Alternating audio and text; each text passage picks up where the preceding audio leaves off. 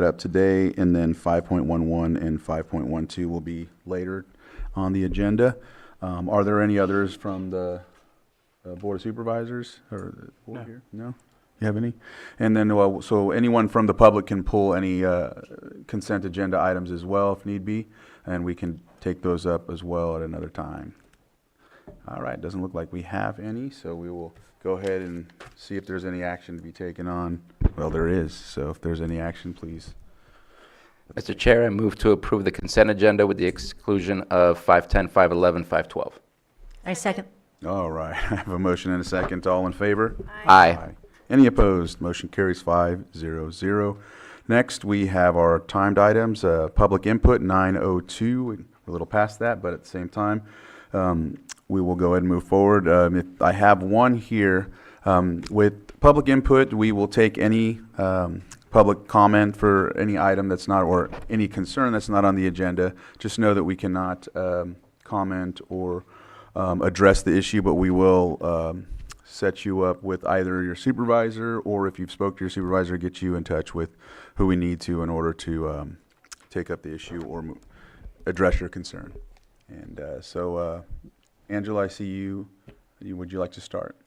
Hi, good morning, board. Thank you for letting me speak during public comment. I wanted to let the board know, as well as the public administration, that this Thursday, there's going to be a Clear Lake Hitch community outreach presentation right here in board chambers from 5:30 to 7:30. So it's springtime, the Clear Lake Hitch are running. They're state listed species that are very special to us here in Lake County. And this is an opportunity for the public to be able to listen in on some current activities that are going on with Hitch, some of the activities at the state level. So we have presentations will be by the California State Water Resource Control Board, Habimatal Pomo of Upper Lake, California Department of Fish and Wildlife, and then Lake County Watershed Protection District. This event is being sponsored by the Lake County Farm Bureau, so thank you to Rebecca over there at the Farm Bureau for putting this together. And this will be live streamed on the County of Lake Facebook. Thanks to Sam for staying here late night on Thursday, helping us with that. And then it'll be recorded and available for future viewing on the Water Resources YouTube channel, and I believe the Farm Bureau one. But it will be available there. So I have flyers for the board members and some extra ones for any members of the community. And we hope to see folks on Thursday to learn about the Clear Lake Hitch. Thank you, Angela. Did you want to, are you finished, Angela? Oh, thank you Okay. very much for your time. This All right. ends my speech. All right. Justin, did you want to come up? Did you fill out a paper as well? You can do it after, just that way you can submit for. Help me with that. Yeah, I'm sure we can get some help. Hello, my name is Justin Quayle, owner of Pillsbury Family Farms. I'm a proud member of our Lake County community, and there's some things that need to be addressed about extorting people. I had been robbed by the director of community development, and over a lot of the last 2 years, I've been in this relocation for 2 years. And we found out from the state that we had a license when our cannabis was seized. We found out that there was no service of paperwork on my gate. There was and I've been watching and seeing that there's legal processes that you guys set up that were not followed. And that's very concerning, because I was told my greenhouse was the way that I was going to be relocated if I didn't get a demolition. I don't have the money to do that. But the grant paid for the demolition permit, but I'm not access to the grant because I'm kicked out of the grant program for filing complaints because of double payment. And in an email from the person said that I'm kicked out of the program and he's part of my relocation because I made a double payment and complained about it. This is a problem. You have people that are overseeing your rules that you make and making their own decisions. Directors saying it's their self-determination that you don't deserve to carry their product. That's a problem. There's a power problem when you have, I'm going to clean up my criminal past. what was already cleared by the last sheriff, but this sheriff didn't, because I was tricked because of my disability. I am very upset. I've been the most transparent cannabis farmer here on every level. Not just with you, with the DCC, the treatment that I've been coming, that I've been told from the DOJ to the state, now the FBI, because she asked me to reach out to him to find out how I got my license. I got my license the legal way, the way that you guys set up. But she is, this person is tearing down what you guys built instead of getting the rules changed first. She is using me as a guinea pig. All the way down to cannabis tours when I'm asking about them. Oh, you're going to lose them for 10 years. But there's people out there doing it. They're not losing for 10 years. So when does the threat stop? I've been the most compliant. I got a lawyer in Sonoma County that says it's highly illegal what's going on. We are submitting the threats of going to solicit a police officer to expunge my record. That's not, the DOJ has rules. We have rules. We need to obey them. If you can wrap up. But this needs to be handled soon. Thank you. Right. Have a nice day, everybody. We love you. Can I make a comment? Mr. Quayle, you've been sending me a lot of correspondence on in a personal channel. Please, can you only use my county email address? Yeah, no problem. Okay, thank you. No problem. All right. Mark Lips.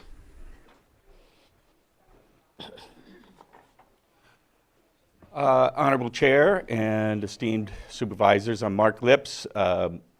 We have the Ripe Choice Farm and Catering, plus former president of Lakeport Rotary and now the area governor of the Lake County Rotary Clubs. What I would like to talk to you about is inviting you to our lunch tomorrow. We have Rain Howe coming up and speaking as she's the executive director of the Polyclass Foundation. One of the things that I'm getting our Rotary clubs to do is build awareness of human trafficking. And I hope that Polly will say some really relevant things. I've had her speak. She spoke at Clear Lake Rotary Club, and the Kelseyville Rotary Club will be there tomorrow as well. What we want to do is, at some point, put billboards around the lake. We want to put posters in the schools. But I don't know if you guys realize, but California has now risen to be the #1 state for human trafficking. And one of the corridors for that is Highway 20. From east to west. And we're an easy county to hide in as well, or park your victims and then move them somewhere else. You don't hear much about it. I'm surprised there isn't more publicity out there about it, more stories done on it, investigative reporting. But one thing these guys hate is publicity. So if we can get these billboards, we can get this noise made in the schools and around, then maybe we can drive them somewhere else. Hate to send it away to somebody, make it somebody else's problem, but that's what we do, and then hopefully they will fix it, and we continue to chip away at these guys. But we invite you to come to the lunch tomorrow. It's 12 noon at Lake Event Design, which is 1855 South Main Street in Lakeport, and come check it out and listen to what Rain has to say. But hopefully, you know, we can find some support at the county level as well when we get to really putting our plan into action. So thank you very much. Thank you. Thank you, Mark. Is there any other public input? Anyone on Zoom? Sam, would you be able to promote, or I don't know if Sam's...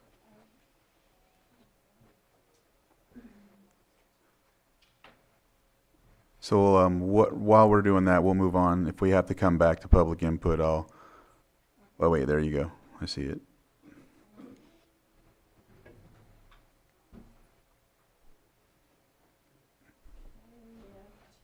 Okay. All right, good thing we waited. All right, so we'll start out. Donna, if you can unmute and state your name for the record, you'll have your 3 minutes. Good morning, board. Donna Mackwitz, Red Bud Audubon, and I'll be fast. One of the many things to love about Lake County is bird watching, and recalling back in 2019, the board signed the Night Sky Initiative, and shortly after came the announcement that the 2.5 million acre area of Lake County had been named the world's largest dark sky sanctuary. The supervisors recognized the importance of preserving our night sky. Red Bud Audubon's, Lake County's chapter of National Audubon, primary focus is on the conservation of birds and their habitats, and wanted to share with you that every spring and fall, billions of birds migrate through Lake County, mostly under the cover of darkness. This mass movement of birds must contend with a dramatically increasing, but still largely unrecognized threat of light pollution. This past Saturday, an estimated 183,000 birds migrated through Lake County from 7 p.m. through Sunday at 7:30 a.m., with a peak of 101,000 birds at the highest point measured. The data was captured by Birdcast using Doppler radar and helped follow how the birds are doing in these changing climate times. A few more details about Saturday's flight. Their direction was north, the speed was 23 miles an hour, and the altitude was 1,400 feet. Lake County is recognized internationally as an important bird area, and I'd like to suggest that on the importance of the Night Sky Initiative, we could follow National Audubon's Lights Out program during peak migration time from March 1st to June 15th. The strategy is simple. Just convince building owners, managers, and homeowners to turn off excess lighting during the month's migrations overhead, helping birds have safe passage from their nesting to wintering grounds, and turn off lights from 11 p.m. to 6 a.m. during critical migration periods. Thank you for your time and for your dedication. Thank you very much. Thank you. All right.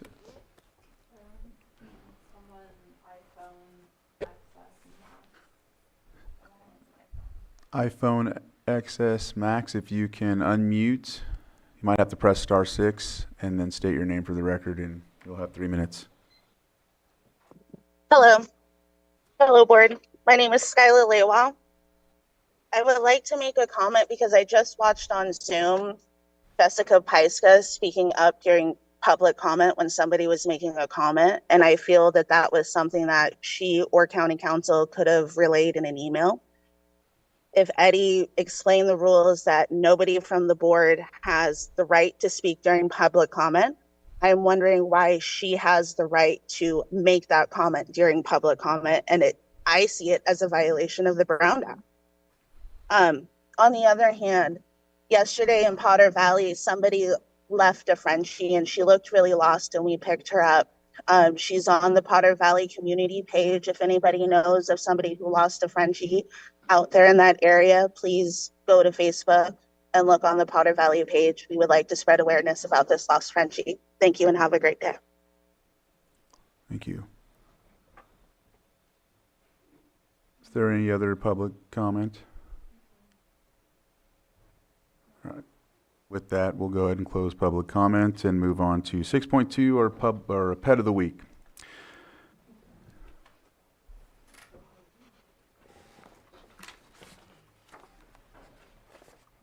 Sit down.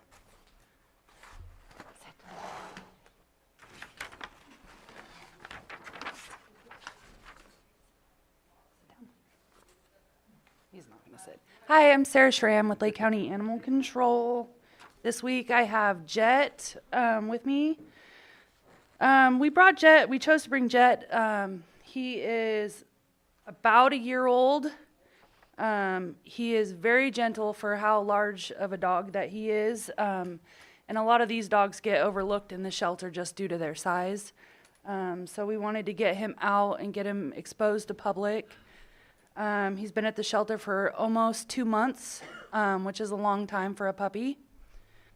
So if you would like to come meet Jet, our address is 4949 Hellbush Drive in Lakeport, and come down and meet him or one of the other big dogs. Come here. Can you sit? He's not going to sit right now. He's doing very good all morning. He's very gentle, though. So sweet. Thank you, guys. Thank you. All right. So we'll move on to our 6.3 Presentation of proclamation commending Operation Tango Mike for 22 years of service in supporting our military personnel deployed around the world. And Supervisor Sabatier will be reading it, and I will be joining him.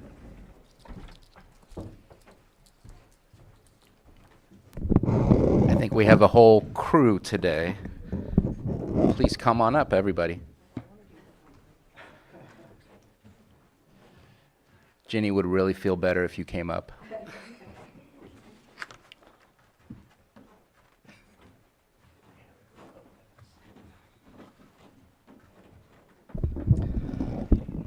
So today we have a proclamation commending Operation Tango Mike for 22 years of service in supporting our military personnel deployed around the world. Whereas Operation Tango Mike has supported deployed military personnel throughout Operation Enduring Freedom, Operation Iraqi Freedom, Operation New Dawn, Operation Onward Liberty, Operation Odyssey Lightning, Operation Inherent Resolve, and Operation Freedom Sentinel. And just to let you know, there's more, but we have to stop at one point. And whereas Operation Tango Mike has shipped more than 27,000 care packages to deployed personnel and assisted multitudes of military families. And whereas Operation Tango Mike coordinates annual collection and distribution of Christmas gifts and school supplies for military families. And whereas Operation Tango Mike has coordinated and hosted many welcome home celebrations and ceremonies for returning troops. And whereas Operation Tango Mike has assisted in honoring 3 of Lake County's fallen heroes in the global war on terror. And whereas the Secretary of Defense has recognized families and community members as the power behind the power. And whereas Operation Tango Mike fills a crucial role in supporting family members and loved ones of our armed forces and provides a compassionate community and incalculable moral support to families and loved ones. And whereas Operation Tango Mike will mark 22 years of unwavering support for military personnel and families on March 20th, 2025, and at their monthly packing party. Now therefore be it proclaimed that the Board of Supervisors of the County of Lake does hereby commend Operation Tango Mike for 22 years of service in supporting our military personnel deployed throughout the world, passed and adopted this 11th day of March 2025.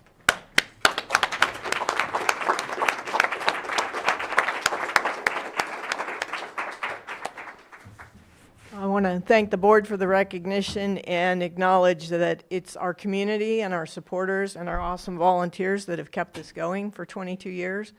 And, you know, the beat goes on. Troops are still deploying even though we don't hear about it. I got a Facebook message this morning from a young Marine that said, I'm about to be in a foreign country in a very unfriendly place. My buddies and I would sure appreciate some support. So, of course, the answer was yes.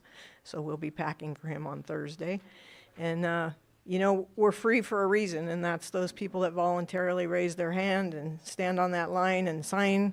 And, you know, when you came here this morning, I bet nobody thought you were going to run over an IED in the road or get hit by a rocket-propelled grenade here, and there's a reason for that as well, and it's our military. So please support our troops, honor our veterans, and never forget our fallen.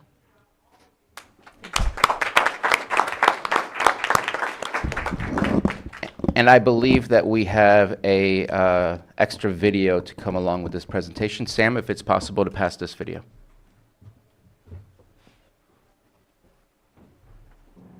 Jenny Craven, thank you very much for all you do and for your great success with Operation Tango Mike. You've had an incredible run of 22 years, delivered 27,000 care packages. You've put together a volunteer cadre that helps you do that. And together, all of you and your great work have really improved the lives of people who serve in the military around the world.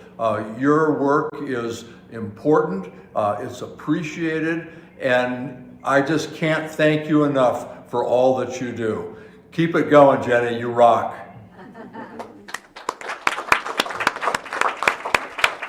Thank you very much. Jenny, just want to say thank you for your 22 years of service. We were just talking a little earlier about all the logistics that you have to go through in order to get all these packages done.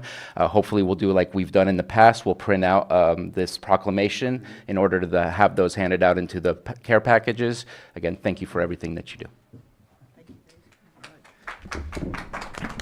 So real quick, I know that before I've talked about how I was deployed as a soldier as well, and how a lot of the packages help with morale and whatnot. So what I really want to expand on is the fact that a lot of these soldiers at times are in these zones. They don't know if they're it comes to your mind. You realize, okay, I may not go home. So when you have a little bit of letters and support from the home front, you actually feel a lot better. Any little thing that reminds you of home brings you to a point of at least wanting to move on another day, or you have a little bit of motivation. And so this work that Tango Mike does is very important. It's very special. I know it was special to me being deployed, and so the amount that it takes, and it keeps expanding to send these packages when it comes to postage, and then the rules, they're always ever changing. You have to write different things. You can't write specific. And so just know that, and at one time, I think it might still be $5,000 a month, but it's going up, it keeps going up. And so I know that working with different businesses and agencies to try and support and work with Tango Mike to do some fundraisers and whatnot. And so if you know anyone out there that's willing to partner as well, or has places where they can do their volunteer work, because they come out and try to sell or auction or sell tickets so they can go to an event or anything like that. So just know that that's what it takes. It takes quite a bit. So if you're looking to donate too, it's a good nonprofit. So I just wanted to put that plug out there for you. Thank you, Jenny. Thank you. I was. Photo. That's, I would,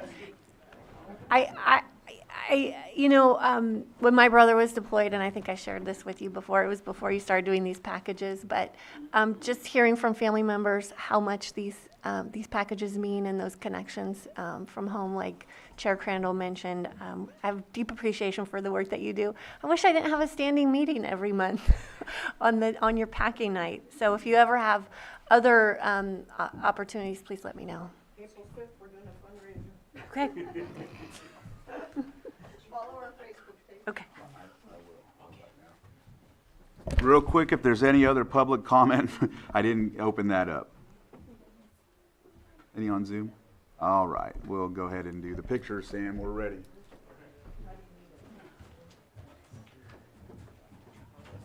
There we go. Okay.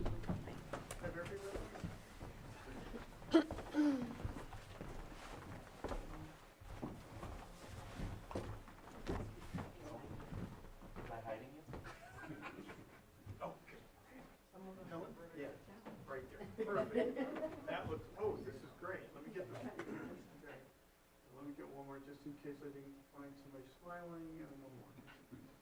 There we go. Thanks so much. Thank you. Thank you.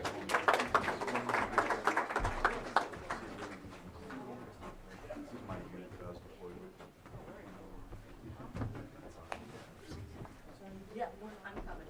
Yeah, just like before.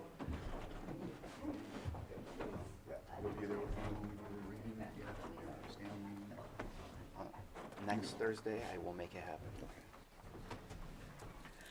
I'll get the copies. Perfect.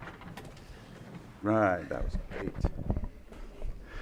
All right, next we have our 6.4, consideration of letters of support for the Lake County Historical Society application for grant funding, and this is sponsored by Supervisor Pyska. Well, I would just like to invite Dr. Parker up to the podium, and he can introduce this item. Good morning, you guys. What a morning, huh? Woo! I think most of you have been to the Eli. If you haven't, you better get out there. I know that guy's been there regularly. We got a donation this year of 17 beautiful horse-drawn carriages, all different kinds. In fact, stand up, you guys. This is just one of the carriages, and this particular one was used in San Francisco to take women from the Presidio downtown to shop and then back to the Presidio. It's a very fancy, it's called an omnibus. We also have a 1906 original U.S. postal delivery wagon, horse-drawn delivery wagon. We've got a sheep herder's wagon. We've got a freight wagon. We've got beautiful 3 or 4 Surreys, you know, with the fringe and everything, plus regular everyday people's get around town carriages. And it's just an amazing collection. They're all immaculately restored. And you can hook up a horse to any one of them right now today and take it around town. This collection, in order to keep it together and have it available for the public for educational purposes, Carol Biggs wanted to donate it locally. So she came to the Historical Society. We looked everything over, and she donated the whole bunch. Right now, most of them are in a hangar over here at Lamson Field. We need a carriage display house at the Eli Museum to display these carriages. We've put together a grant proposal to the Hobson Lucas Foundation. You probably heard of George Lucas. Anyway, he and his wife have a foundation. They give grants for this kind of thing. And we put together the proposal. We sent it off. We need some support for that proposal, so we came to you for a support letter. You know, it's just an amazing opportunity. There's only one other museum in California that really has a collection of carriages this big, and it's down in San Diego. So unless you want to drive through LA to get there, you're not going to see them. But the collection is really neat because it gives you all the different types of transportation that happened here in California for all the different, I guess you would say, classes of people, all the different types of industries, you know, from, you know, the take your stuff to market wagons to something as fancy as this. I mean, when it's raining in San Francisco, the driver can be inside that thing with the leads going out to the horses through little holes in the front window. So, you know, it's just like perfect. You know, you got your nice hat on, your beautiful parasol, and you don't get wet in San Francisco. It's just an amazing thing, and I think if we can get this done, we're going to be the second only museum in California that has a collection of carriages and wagons like this. The lady that donated them has a stipulation. Whenever she wants to bring over a horse and hook one up and take it out, she has the ability to do that. That was her stipulation. The other stipulation was to keep them all together and in a protected environment so that they will last as long as possible. Anyways, I want to thank you all for helping out with this grant application, with your letter of support, and come on out to the Eli. We are the only all-volunteer, all-donation-run museum in Lake County. So yeah, we don't get any funds from anybody. It's just these two ladies run the whole museum right here. No. We actually have about 30 really good volunteers that come out. If you haven't been to the Fiddler's Jam once a month, come out to the Fiddler's Jam. It's a blast. We're doing everything to raise money for this thing. This is we got a GoFundMe page.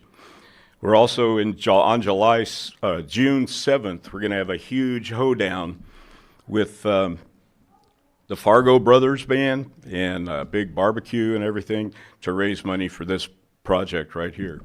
And come on out to the Eli and check it out. Great. Thanks, John. All right. Dr. Parker.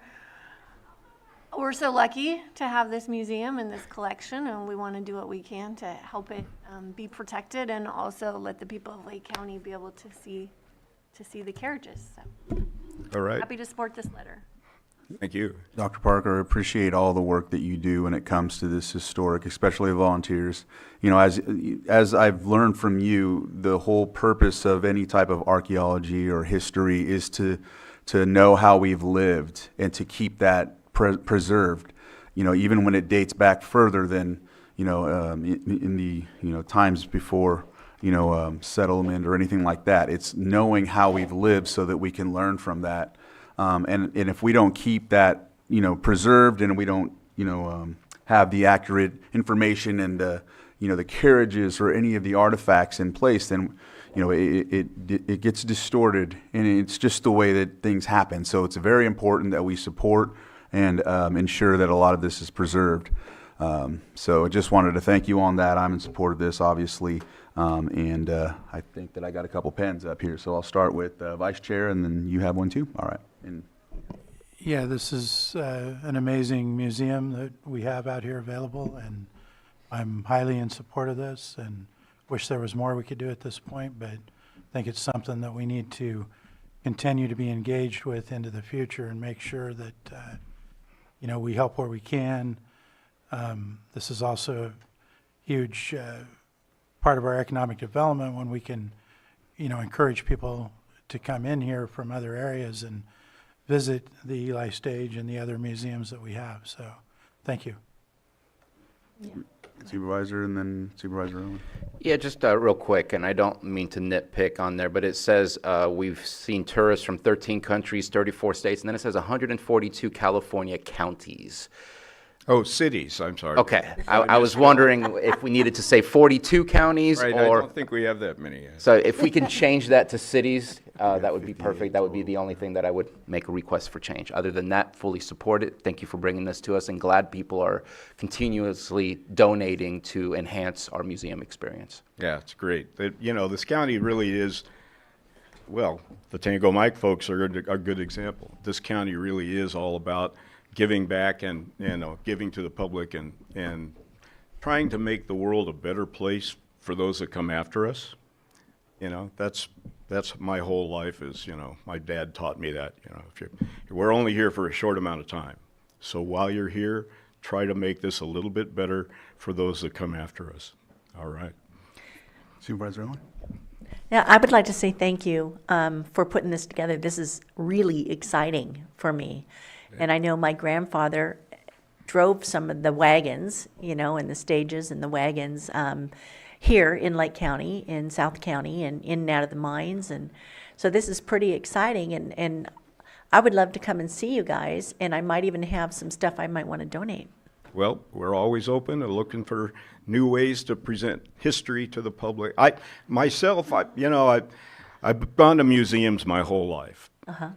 And a lot of museums, you just walk in and there's a display and you look at it and you read something and you don't really experience history. You just kind of, you know, you learn about it.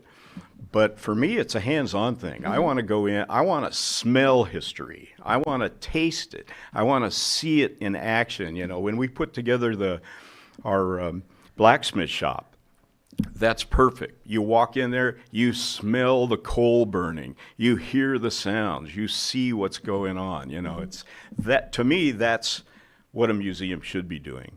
And I think these wagons and carriages, they're going to work right into that. You know, it's perfect. That's why we have the Fiddler's Jam once a month. You know, you go there, you can see the music, you can hear the music, you can dance to the music. You know, it's like stepping back into the 1860s, 1870s, and you know, we don't have time machines, but if we did, I'd certainly want to use one, you know. I'd want to go back and talk to EJ's great-great-great-great-grandparents. I mean, we got 700 generations of Native American people in Lake County. That's history. I mean, that's, you know. You're a big part of helping preserve that. I know that, you know, I was reading through my aunt's information over the weekend, and your name was listed on the Robinson Rancheria when they initiated in the 80s. Oh, Your name was listed on there. I was like, I didn't know he was part of Robinson, too, of that, you know, so it's just. I did the original archaeological survey for that land when it was put into status for the reservation. Yeah. And, I've been doing this since 1971 in Lake County, where this county is just like the end of the rainbow if you're interested in history and prehistory. I mean, the oldest lake in the Americas. Does it get any better than that? You know, it doesn't. You know, but They thank were you using these carriages up into the 20s and 30s, and I think even close to the 40s, because my great aunt Frida, I'm sure you know, said when she was young, when they would drive out to like the Yocha Dehe tribe to go, visit for funerals, she said we'd get on the carriage and, Yep. and Get they were those using horses it going. that far in. So Yeah, no, it's amazing, you know, and it's just to be a part of it here in Lake County is just really special, I think. Just thank you all for all your support. Come out to the Eli. We're having a blast out there. all right. Thank you. Go ahead and open it up to the public if there's any comments that anyone would like to make. Anyone on Zoom? Oh, look, we do have someone. Thank you. Hi, Elaine Brown. I walked in late, so I don't know, like, for marketing of your place, I don't know, like, in the fall, if you can have, like, a fall festival down in Lakeport, or, like, for Christmas, where I'm from, Visalia, at Christmas time, they have horse-drawn carriages, like, on Thursday night, and it's part of they're open till 8 p.m., and then it's just part of the fun of having a horse-drawn carriage. So it might be a way to market, but you might have already talked about that, so just putting that out there. Thank you. Any other public comment? Yeah, thank you. Any one on Zoom? All right. Okay. All right, with that, I'll bring it back to the board. And All right. Well, before I make the action, I just want to remind everyone that you can join the Historical Society. There's all different levels. You can make an annual contribution right to the society, and Fiddler's Jams are the first Sunday of the month. They're always really fun. If you haven't been, Supervisor Owen, check it out, especially in the spring. First Saturday or Sunday? First Sunday. Okay, this has June 7th? That's the hoedown. That's Okay. the hoedown, but there's the monthly Fiddler's Jam. All right, and I move that we approve the letter of support for the Lake County Historical Society application for grant funding and authorize the chair to sign as amended. Second. I have a motion and a second. All in favor? Aye. Aye. Aye. Any opposed? Motion carries 5-0-0. All right. Next, we have the 6.5, consideration of presentation by UCCE of the Beneficial Burning and Land Stewardship Program, and the UC Extension will be coming up.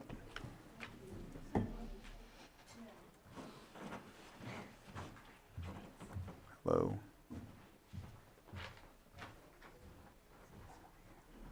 Matthew Barnes will be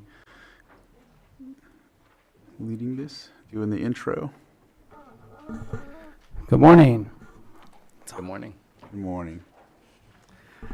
Matthew Barnes, Area Director, University of California, Cooperative Extension.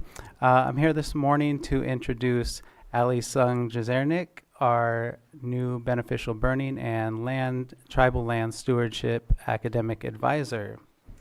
Allie's been with us for just about 5 months now, and her position is the first of 3 created by a larger initiative from the University of California. There's 3 positions throughout the state meant to engage with tribal nations throughout the state. Allie comes to us with a bachelor's degree in conservation biology from UCLA and a master's degree in environmental justice and ecosystem science management from the University of Michigan, where her graduate research focused on community-based participatory research and tribal partnerships. So with that, I will let Allie take it over. Yeah, you have to talk to the mic. Hello. Hi. Yeah, I'm Ali Sung-Drezik. Nice to meet you guys. As Matthew stated, I'm the UC Cooperative Extension Beneficial Burning and Tribal Land Stewardship Advisor. A little bit about me, since I am new and just want to do a formal introduction, and Matthew already kind of went through some of that, but originally I grew up on Moekba Ohlone territory in the East Bay area in Oakland. And I did my bachelor's degree at UCLA in Geography and Environmental Studies and Conservation Biology. And then I did my master's at University of Michigan, doing environmental justice, behavior education, communication, and ecosystem science management, where I worked with the Sault Ste. Marie tribe in the Upper Peninsula of Michigan, if you guys know where that is. It's a really beautiful place, really special for the tribe up there. Working on a co-management plan with the university and the tribe, and some of those negotiations and facilitations for those listening sessions. Some of my focus research and areas of experience, just a really broad overview, obviously Indigenous rights and self-determination. I had a really great Indigenous professor, Kyle White, who I learned a lot from, and kind of was able to take me under his wing and kind of show me a lot of just about cultural burning and about the tribes in general, and tribal sovereignty, and as well as data sovereignty. And I really worked with the community and listening and learning and hearing from them, and a lot about community-based participatory research, as well as the fire history and ecology. I also worked a lot in fire suppression policies, climate adaptation and resilience, and a lot of my other background work. And one of the reasons I think I was hired for this position was for regulatory support for the tribes with CEQA and NEPA planning, as well as potentially biological monitoring. And so that's a really broad overview. And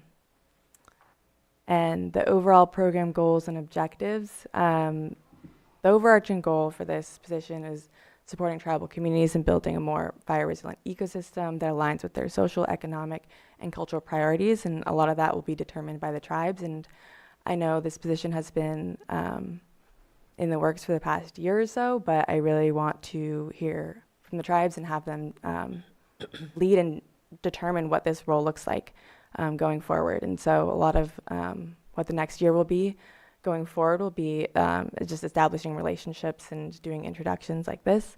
And then I have a needs assessment that I'll be doing, which will dictate kind of how the program looks. Again, we'll just be kind of going through and listening and learning from each of the tribes here, because there's so many, and having them kind of determine what this program will look like going forward, as well as hopefully fostering reciprocal partnerships. And I'm really wanting to hope that this role will be equal, and we all will be at the table determining what this looks like going forward for the university and the tribes here in Lake and Mendocino counties. And some of the work going forward, potentially down the line, will be organizing educational workshops and community events for the tribes and for community members at large. And from what I've heard so far and some of the support that some of the tribes are potentially needing is potentially pre and post fire monitoring, supporting culturally significant species and other tribal stewardship priorities.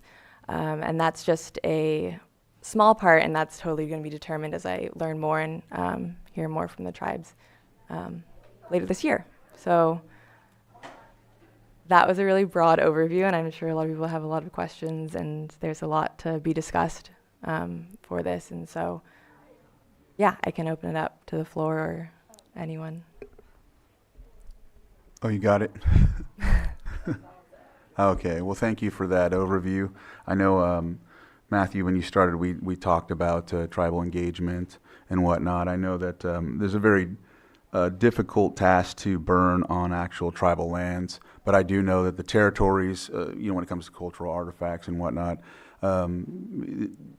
so like different areas that the tribes have ancestral ties to, they work in those areas to do the burning and whatnot, and so I think that's where it's going to come in handy with the partnership on that. And then also later on we have a presentation by Tribal Eco Restoration Alliance, and I'm not sure if you met with them yet or anything like that, but they do a majority of that work. They're a nonprofit. Of course, everyone knows that. I'm just saying it again for the. Yeah. Yep. So I'll leave it to, I think, Supervisor Pyska, you have a comment? I'm delighted to meet you. We have been working in collaboration with the Risk Reduction Authority with the local governments and tribal governments for many years. expanding capacity and working to also expand collaboration and co-stewardship. And I'm super excited that my Terra friends are here today. But I want to invite you to the Risk Reduction Authority meetings if you're able to. We have a slot it's the third Monday of the month, and we do have a slot for UC Extension to participate. It's very exciting to have even more resources to help bring the good fire back to the land. So thank you for coming, and thank you, Matt, for bringing her. I'm just beyond excited that you're here today and ready to join us. Yeah, thanks for having me. Supervisor Sabatier? Yeah, no, welcome to the team, and I think that your goals are necessary goals for Lake County to reduce, mitigate all the fires that we've been experiencing.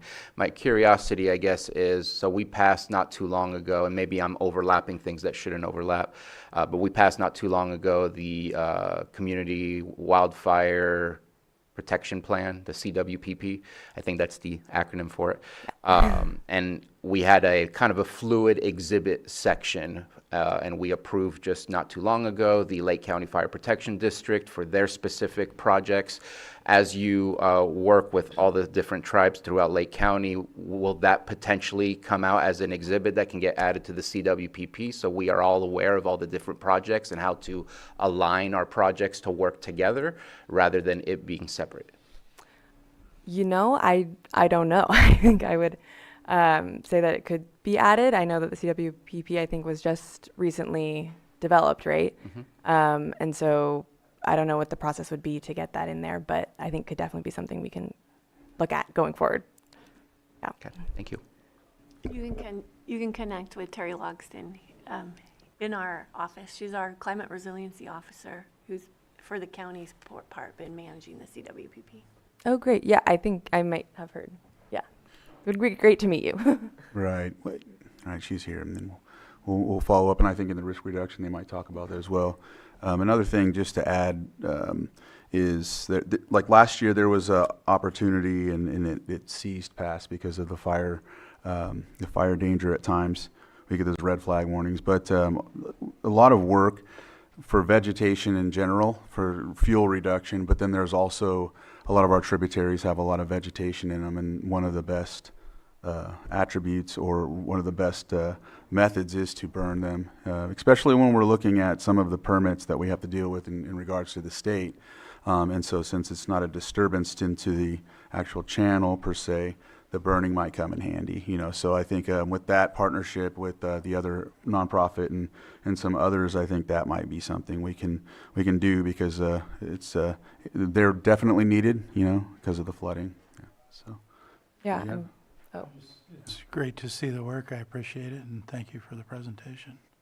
Yeah, thanks for having me. And yeah, I'm definitely interested in fire and water and kind of those intersections and all of that. So thanks for having me. All right, if there's no one else from the board, we'll open it up to the public. Anyone on Zoom? All right, well, thank you for the presentation. Thank you. All right. Good?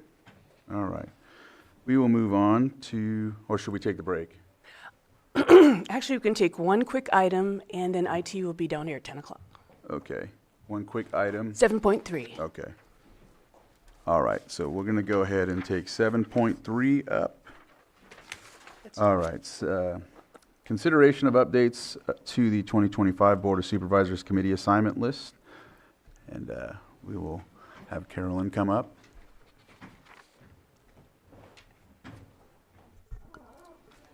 Hello. Yep. Good morning, Board.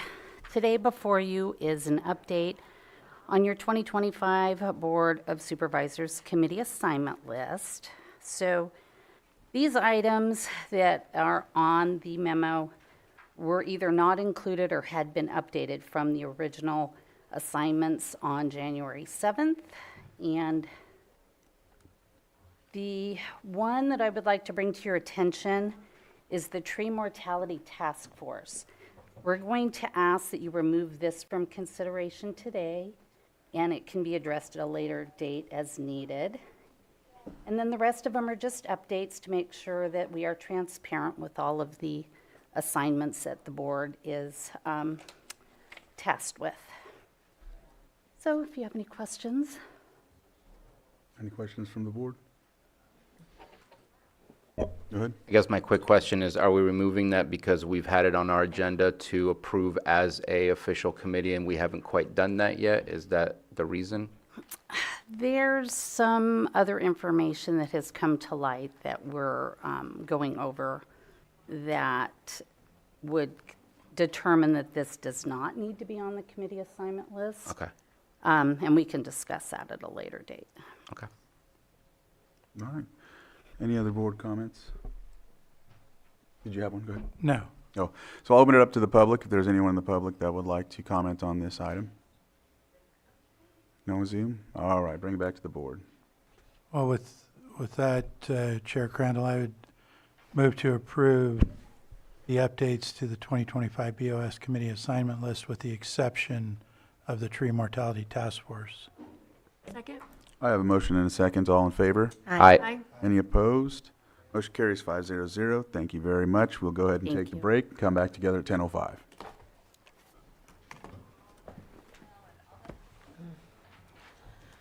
All right, and you get your internet.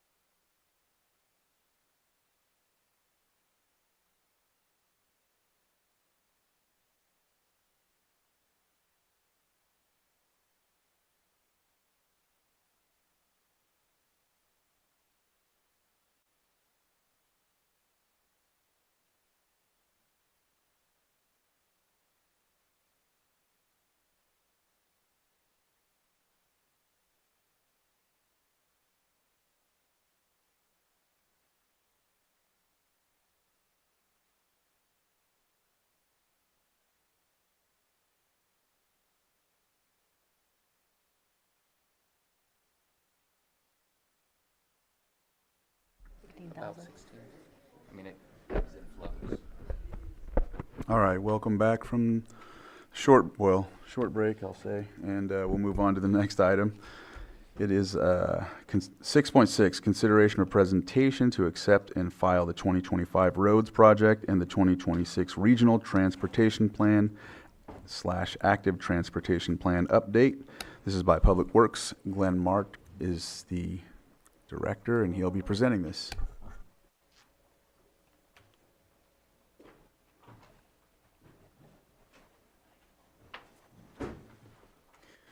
It's Glenn March, like March or the month. Sorry about that. It's my mom. I don't know why I said Mark.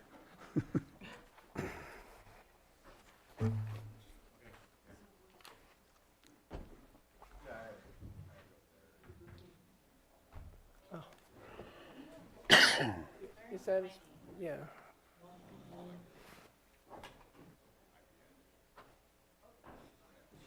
Ready? Okay.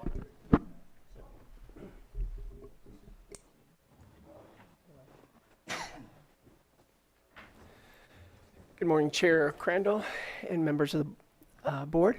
My name is Glenn March, the Public Works Director. I'm here to provide a update on the road work that we intend to do this year in the county. I'm not going to address bridge work or landslide work as part of this presentation because I think we want to focus on roads. Our road division, the Public Works Road Division, is going to do 37 miles of chip seal this year in Kelseyville and in Lower Lake. We are going to bring a construction contract to the board in the next, probably the next meeting on the 28th, to award the construction contract for the Cobb area pavement rehabilitation project. We're currently working on the Kelseyville sidewalk project in the environmental phase. It's already been designed, so once the environmental phase gets done and we secure the funding for construction, we'll advertise a project. And we're also doing the speed signs throughout the county.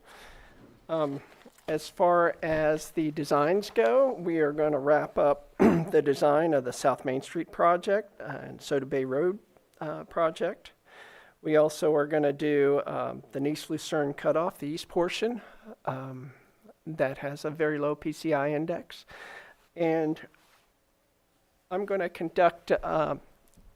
hire an engineer to conduct a study of our school areas and our business districts, just for the installation of additional signage or appropriate signage, as well as do pavement markings. And this will be our crews that will be doing that work. I did mention landslide repair projects. So I think we have about 5 landslide repair projects that we're going to begin design on. Someone expressed interest in Morgan Valley Road. Last week we had received our funding letter from Caltrans. So we'll be getting started on that project very soon. We probably have 20 bridge repair and replacement projects. And we do intend to begin the design of all the, where we have Bailey bridges, the temporary bridges. We're going to begin the design of the replacements of those. We are also going to do pedestrian crossings at schools throughout the county, as well as Main Street in Lower Lake. So in the next few weeks, I'll be bringing a contract for grant writing and support services. So we're going to aggressively pursue grants for projects. We have some consultants very interested. So I'm looking forward to getting them on board. We applied for a $21 million grant for the South Main Street and Soda Bay Road widening. That was submitted in end of January. We intend to submit a CDBG grant application for the next road rehabilitation project. And I would like to get STIP funding for the Nice Lucerne cutoff pavement reconstruction. So I want to discuss the 2026 Regional Transportation Plan and Active Transportation Plan update. Oh, sorry. Okay.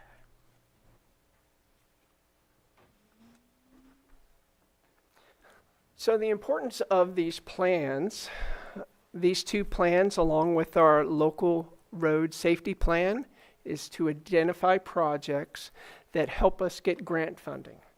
These plans identify the most important projects in the county. And because these are countywide plans, we cite these plans and the projects within the plan in all our grant applications. So in developing our list of plans, I believe these plans need to be updated thoroughly. First opportunity to identify future projects is our capital improvement plan. So we'll be presenting that later this year, early summer. And I have listed projects which the community and the board members have provided me input that they would like to see. And we will, as part of the CIP plan, I would appreciate your input about what your vision is for the county and roadway and bridge infrastructure projects. So the different type of projects, the plans are the Regional Transportation Plan, which lists our major projects.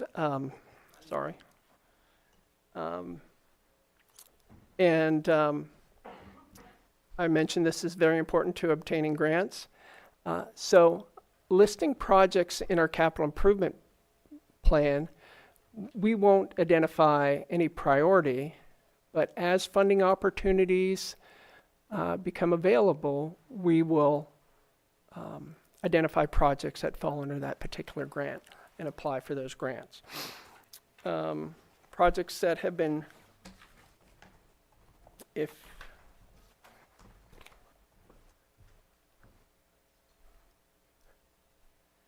So these are the projects that are currently listed on the 2022 Regional Transportation Plan. It's the South Main Street widening and bicycle lanes, the Soda Bay Road widening and bicycle lanes, pavement reconstruction and rehabilitation in general, and bridge replacement and repair in general.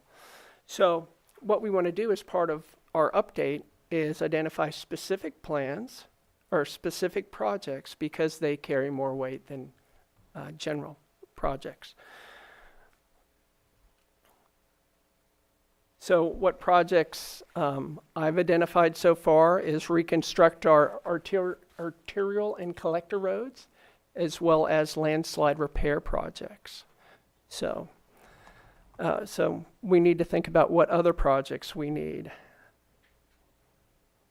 So the 2022 Active Transportation Program projects, again, our South Main Street widening project and Soda Bay Road widening projects are listed there. We had the Middletown multi-use path that we finished up, the Kelseyville Road safe routes to school, pedestrian improvements. There's a Bridge Arbor North bikeway, and the Rainbow Road complete streets improvements.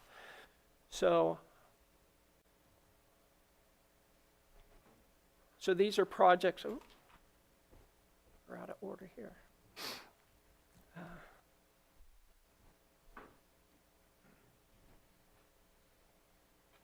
There's additional projects here that are listed from the 2022 Active Transportation Plan. And many of these are just simply pedestrian improvements. And those are sidewalk improvements primarily, or trails. So my goal is to list more comprehensive projects, street improvements, safe routes to school projects, complete streets projects, and any other type of bikeways projects. So you can see I've listed some projects here, complete street projects, downtown Kelseyville, downtown Lower Lake, and safe routes to school projects. So Here's some more. Lake Street pedestrian and bikeway improvements, Country Club Drive pedestrian bikeway improvements, Lakeshore Boulevard pedestrian bikeway improvements. So what other type of projects do you foresee or would like to see in the county? So these are not near-term projects. These are long-term projects that we can identify funding for in the future. So that concludes my presentation. Supervisor Owen? Do we talk about them now, or, I know I've met with you. Okay. We'll talk about it when we present the CIP, and we'll also talk about it at a later date. Okay, I've, the only thing I see that's really critical will be the Morgan Valley slip. So we spoke about, we received a funding letter from Caltrans where we have received funding for the Morgan Valley landslide repair project. Okay, good. We received that in the last week. Okay, so when do we look at possibly getting started on that? I know the residents out there are really nervous. Yeah. So we'll get started on design in the next month or so. So, and I'm uncertain how long the design will take right now. And you have something that could go over it to Bridget if it fails before then, before you're able to be done? I think we do. Okay. Oh, we just don't want them stuck. Right. Thank you. Supervisor Sabatier? Oh, okay. Oh, I didn't see yours, sorry. That's okay. This is exciting, and happy to hear we're going after so many grant opportunities and bringing on some contract support for that. It's been needed for a long time. Can you talk a little bit more about the studies around the schools and what your plan is for that? I know we have a new school in Kelseyville that wants some signage, and I know you have a plan for the whole county. So can you just talk a little bit more about that? So around school areas, what I intend to do for this study is I am going to look at the speeds at schools. I am going to look at additional signage for school area signs as provided for in the manual uniform traffic control devices. And I'm going to look at pavement markings that can be added to make it safer. The study will also identify future improvements that can be incorporated as a safe routes to school projects. So you'll, with schools, we are doing our pedestrian improvements at many of the schools in the county. So that's a project that is currently awaiting for additional funding. Originally, we proposed $250,000 for the improvements. We were able to get Caltrans to give us another $750,000 for those improvements. So, so that's my plan for school areas currently. Okay, and then how are things going with PG&E and coordinating these road projects with the undergrounding work that they're doing? So most of the PG&E undergrounding work is near completion. There'll be smaller projects. They plan on doing work on 175, but it's mostly overhead work that they're doing, strengthening their overhead lines. So, sorry I haven't chatted with you about this lately, but what about the plans to do the undergrounding in Bottle Rock? I'm not certain about that, but it's not a near-term project to the best of my knowledge. Okay. All right, well, we'll talk more. I have one more thing. There's some schools that I don't know if you're aware of them. They're private schools and I think daycares or preschools. They're on, I think it's at Washington Street in Middletown, across from the church. And it takes up a full block, and it's missing stop signs, and I believe Linda Darns has gotten in touch with you about that. So if the signage in those areas could be fixed, that would be amazing. Just so you know, this has been a big issue in Middletown, and I've had staff look, and I've been told by the residents in Middletown that stop signs were removed at one time. That's true. And I have no records of where signs were originally located. that I think may have Linda been- has that. Hmm? Linda Darns has that. I can have her get in touch with you. She's provided me the information, Okay. but I have no record of that. So, I mean, from a county standpoint. So, So what's the solution? if we're going to, we need to have a traffic engineer review and provide stop sign warrant studies. Okay, I think that she might even have that. Okay. Thank you. I know a former employee looked at some of those locations, Mm-hmm. but we don't have any finalized stamped documents. Okay. So, Supervisors, about you?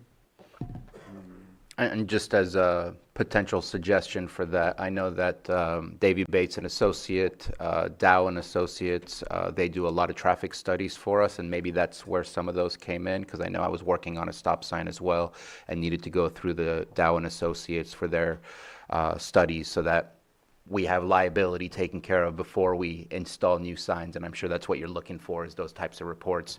So maybe they were involved, maybe not, but if they were, that would save you a whole lot of time by being able to get those reports.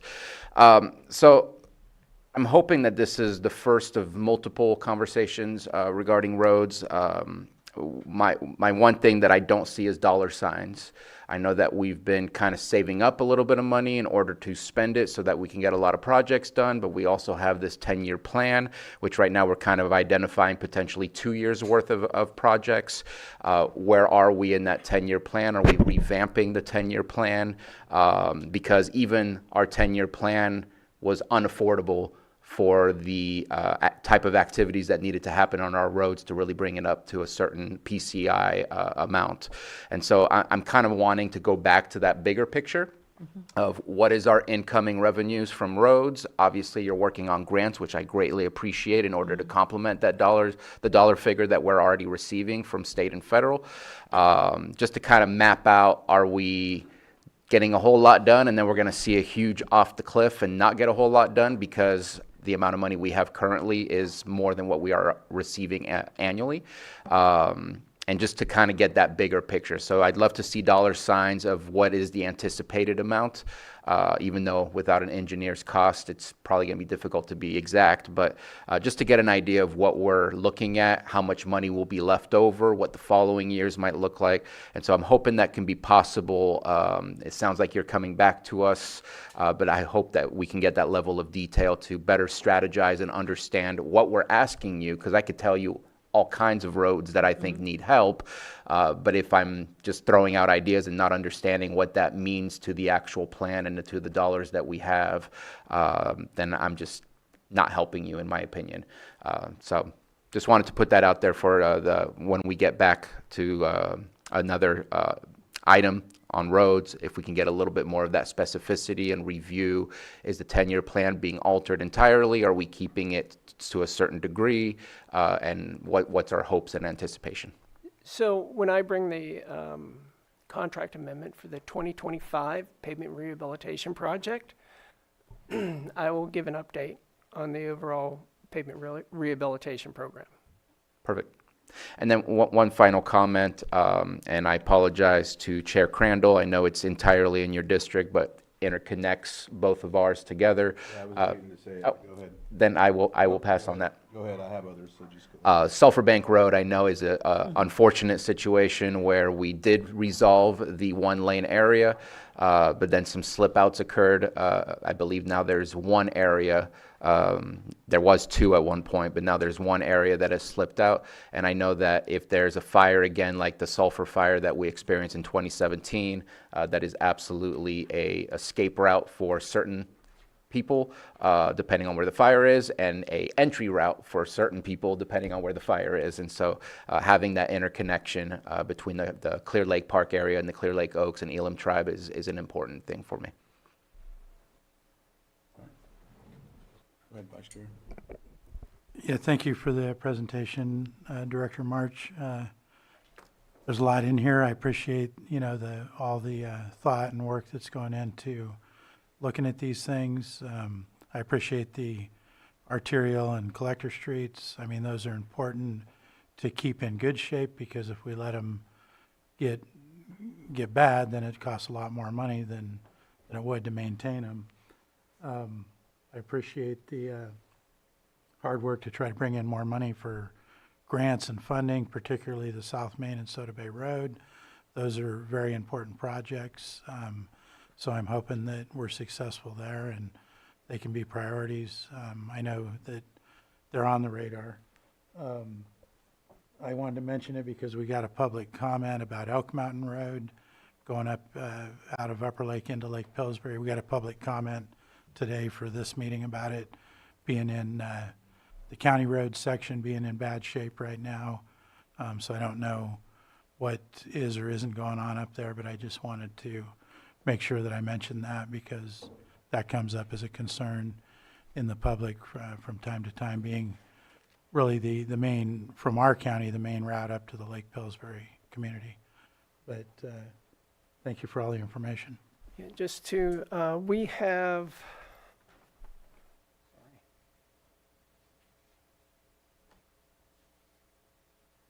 we have 2 landslide repair projects on Elk Mountain Road that we have recently gotten funding for, so we'll begin those soon. We also have been working with the National Forest Service, or is that right? On a plan to address some of those roads and work together with them to address roads in their area at the same time we address the county roads. Okay, thank you. Thank you for answering that. I was going to mention that too. Wanted to make sure that it was said here. I have 3 town halls. I know you attended one in discussing the. I don't know what happened. Oh, there we go. Sorry. So as I was saying, a couple of the things I was going to bring up have been brought up, especially with the Elk Mountain. I knew that that was going to be applied for some funding before, and I think it's looking like it's coming to closer to being done. I know that I was talking about the town halls. I know you've come to a couple of them. Initially, a couple of years back, or a year and a half back, there was a 5-year plan that turned into a 10-year plan, and the priority or the way that it was going to be done had changed tremendously. However, I know that when working with the capital improvement plan, I know you have mentioned some of the projects, and I've given you the actual most dire, I think, in the district, and I know they revolve around bridges as well. I know that with Spring Valley, they need an alternate route, and I know you had helped me identify that, so I was able to tell the CSA that that is on the capital improvement plan, which we'll be looking at in June.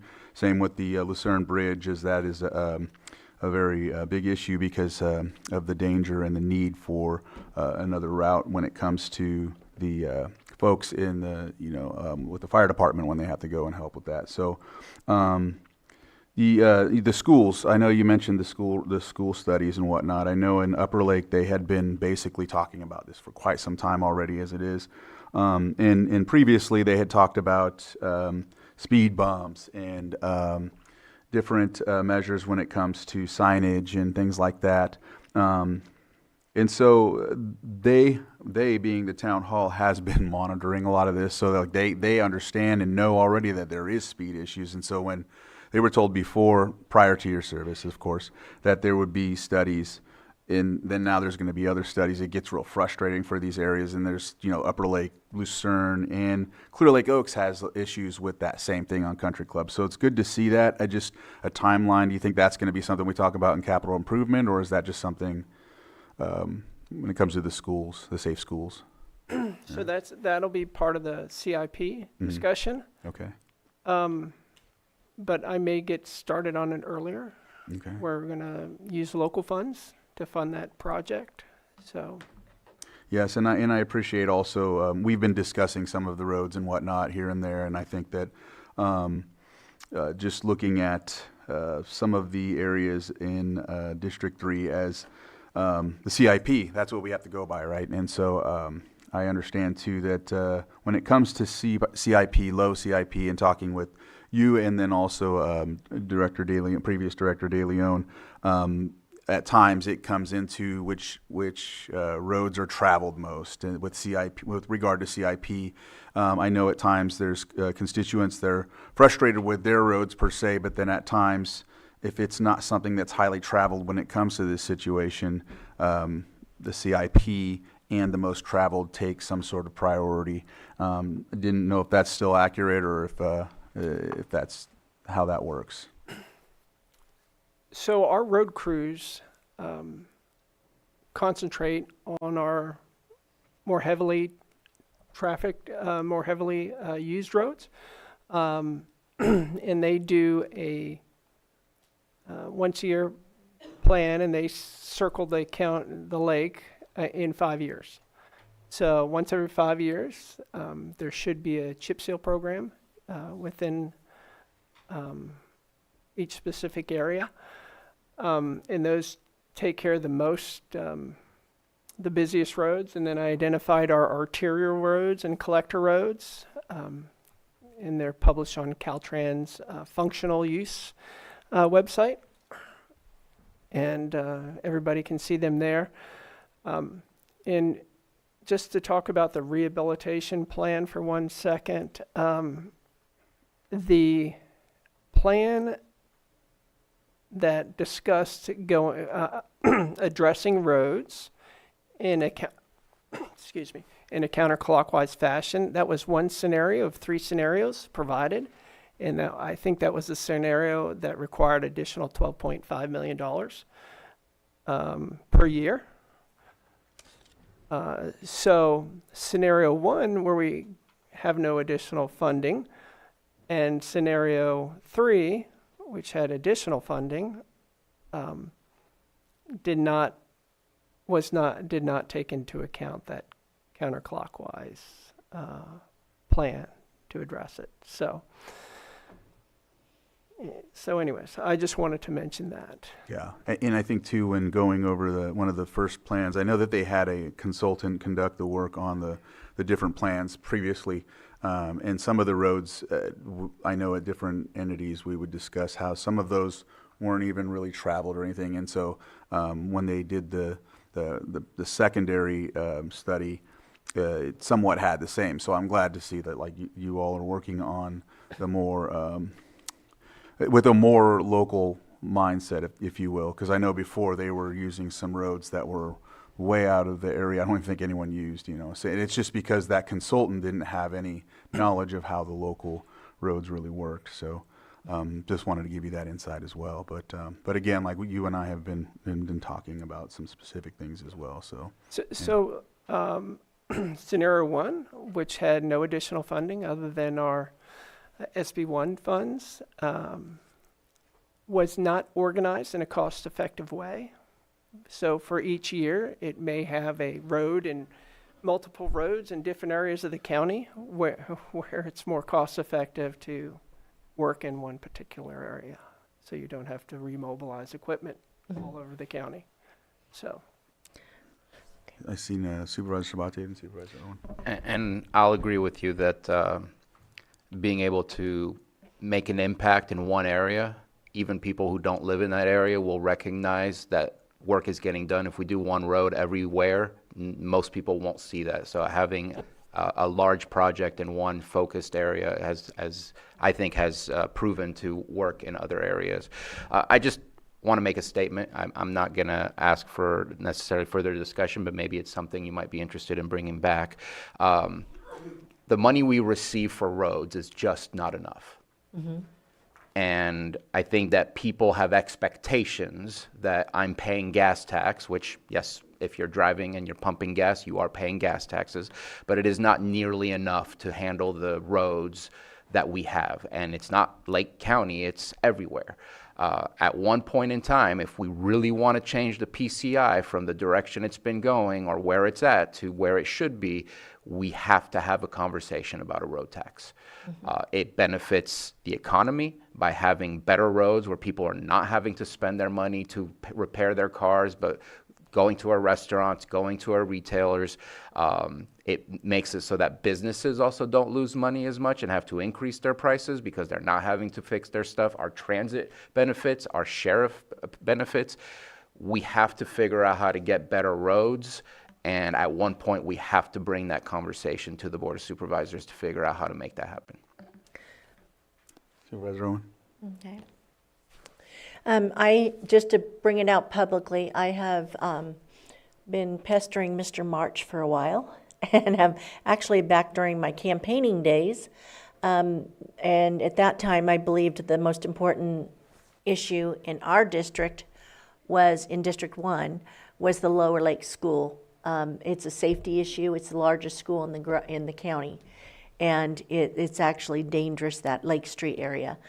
And so thank you for working on that. I know we have something on the agenda right now that we're going to be looking at some fixes on that. After going out to Morgan Valley last week, I think it was, there's a huge slide that is getting to the point that the people are worried about getting in and out, period, and that's their only way in and out. So I'm glad to hear that that's on the agenda. I also had and I was really happy that Mr. Sabatier had brought that up about having some kind of target financially. And I had spoke to you about that. We actually went on a tour of South, kind of the Middletown area. I was starting from the Napa County line and kind of working, but I didn't get him for a very long time. But when we looked at a few projects on some of the roads that really need to be done, where culverts are literally rotted out and the roads are falling. So I was able to take Mr. March around for that. But I had also mentioned to you, and Mr. Sabatier had mentioned it now, about getting an idea of what it would cost, what kind of money we do need to bring forward to be able to take care of that price tag. And I know that's a big ask, but I just want to do it officially and ask what we'd need to raise. I had spoke with Miss Susan yesterday about looking at, because I don't believe in, of course, raising taxes, but to put something on the ballot for 2026 for a road tax is something I would like to see come forward and let the people decide. But we need to know what we need to do financially to make this happen and make it a reality to fix our roads, because our roads are atrocious. Thank you. And thank you for your work. One last thing, I know that with some permits, especially with regard to Lucerne, I know there's a couple of I know like the senior center and then a couple of other projects that were taking place. One of the comments that was shared with me was that when they were conducting the permit, there was a check mark or a area for the permit fees to have some sort of regard to roads, and they're like, why are we having to clear that? They don't even fix them. So I don't know if there's a correlation there, wherever the case may be. I don't know if the fees are included. I'm bringing that up because that was something that was relayed to me, that some of the fees associated or some of the check marks off had to have some sort of regard to that. So just giving you that insight. So there are two road-specific fees. Our refuse haulers who take our franchise refuse haulers pays a fee, as well as if you pull a building permit and the cost of your construction value is over $10,000, there's a fee as well. So those are our two fee sources. We are going to conduct another study to recalculate those fees. The last fee study was done in 2014. Typically, they're done every 5 years. So we're going to be looking at that. We talked to a consultant, and that's about a $30,000 study. So, thank you for that. If there's no other comments from the board, we'll open it up to the public. If there's anyone from the public that'd like to come up, please. I had one comment on what he just said. Is that okay? Or you want Yes, to go ahead. Okay. Personally, as if you know me, I'm not for adding any more fees or taxes to the people. Our building is down. We need to make it easier for people to build here, rather than costing them more to be able to build. And to put out $30,000 for a study, I would rather see if we can pass a tax, sales tax, to be able to take care of those needs if possible. I don't want to hit the builders or anybody with more fees. All right, sir? Good morning, Tom Lasik. You asked about any other road suggestions, so I'm going to put in my plug for my favorite road, which is Highland Springs Road. It is, I think it transitions between District 4 and District 5. It's on the Kelseyville area draft plan for a scenic drive, and it's also on the draft plan for road repairs. I'm not sure if it's considered an arterial road or a connector road. The first four miles before the park, there are no speed limit signs. The next 2 miles inside the park, which are paved, also no speed limit signs. And the next 4.5 miles, which is unpaved, no speed limit signs.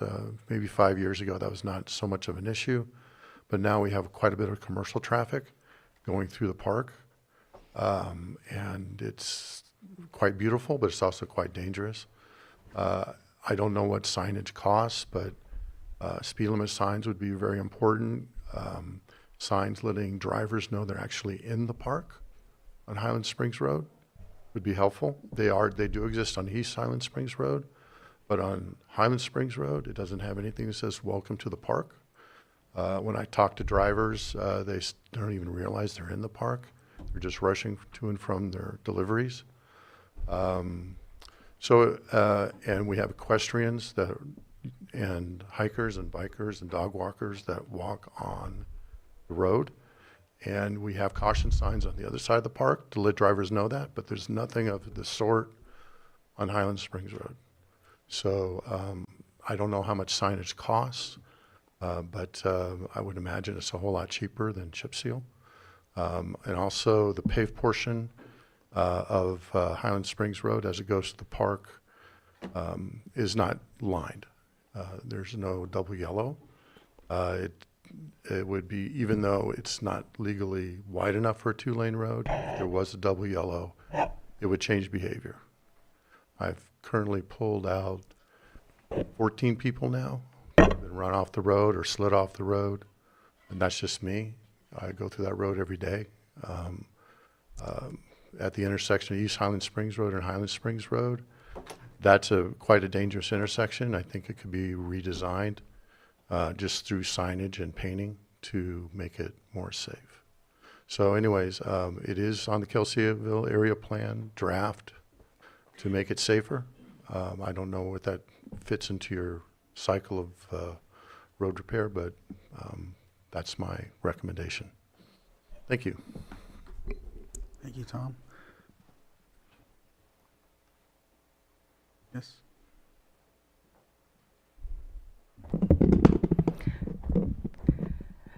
Good morning, Chair Crandall, Vice Chair Rasmussen, and Supervisors, Margot Kambara. Since Director March has invited comment on road priorities, I share the following. I suggest that we raise safety as one of our primary concerns when we prioritize road improvements, specifically that those where safety issues affect life and death. So I bring to your attention High Valley Road. And there have been several discretionary use permits that have been approved for projects that use that road.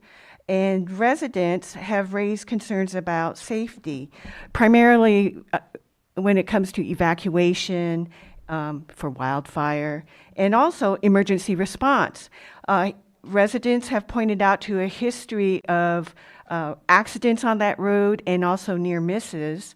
And those involve large delivery trucks that have commercial business in that area. At one Planning Commission hearing for a discretionary use permit, the planning commissioners were told that the road department had plans to address the road safety concerns, but no timeline was given. The concern is that until those safety issues are addressed for the road, those residents are at risk. And this could be a liability issue. exposing residents to unmitigated risk for a discretionary use permit. And this could also pose a CEQA violation of cumulative traffic impacts that are not addressed. So I bring this to your attention, especially for those residents who have only one way in and one way out to their homes. Thank you.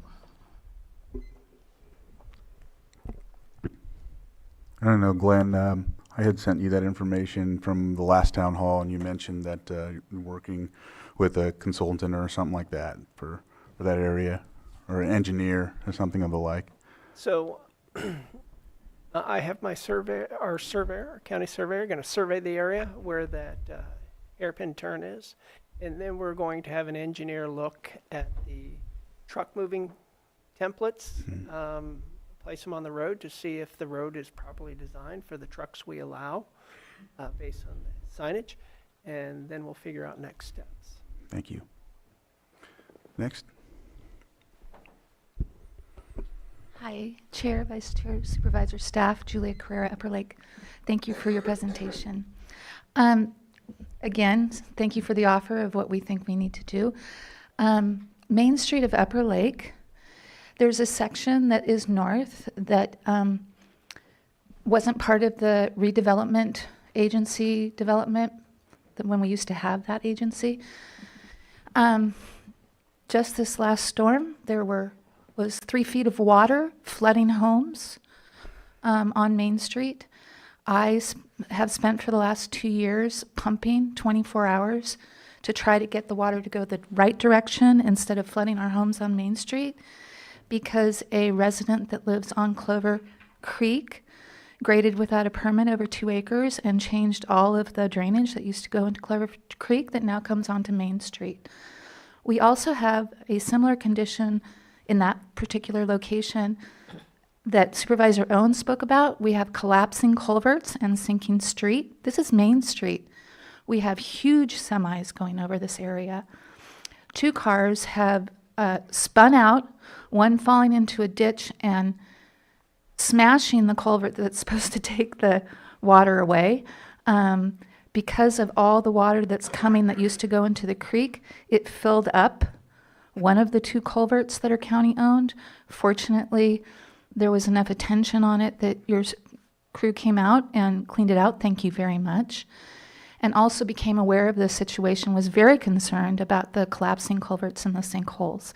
So I urge you to include Main Street on Upper Lake, North End, storm drain system, as well as the pavement itself and the sinkholes that are increasing every year. It's a scary situation, and the 3 feet of water going into people's homes was really kind of the last straw for us on that end of Main Street. So anything you can do to help, including grants, is greatly appreciated. Thank you. All right. Anyone else in the chambers? Zoom? I'll close public input and bring. Oh, okay. 1 second. Did you want to comment while she's getting them? Thank you. I just want to quickly comment that shortly before the presentation, we did get a public comment about High Valley Road as well, that somebody cited there had been 3 accidents of semi-trucks in the last 7 months. Thank you. Donna? Donna Makowitz in Clear Lake Oaks. Again, High Valley Road is very dangerous. It needs attention, especially at East Lake School. I tried to cross the road on Highway 20, I know, which is the highway, but having even a crossing guard and a Caltrans crossing guard, the cars did not stop and it wove in between the 3 of us. So that's an area of concern. Thank you. Thank you. Betsy?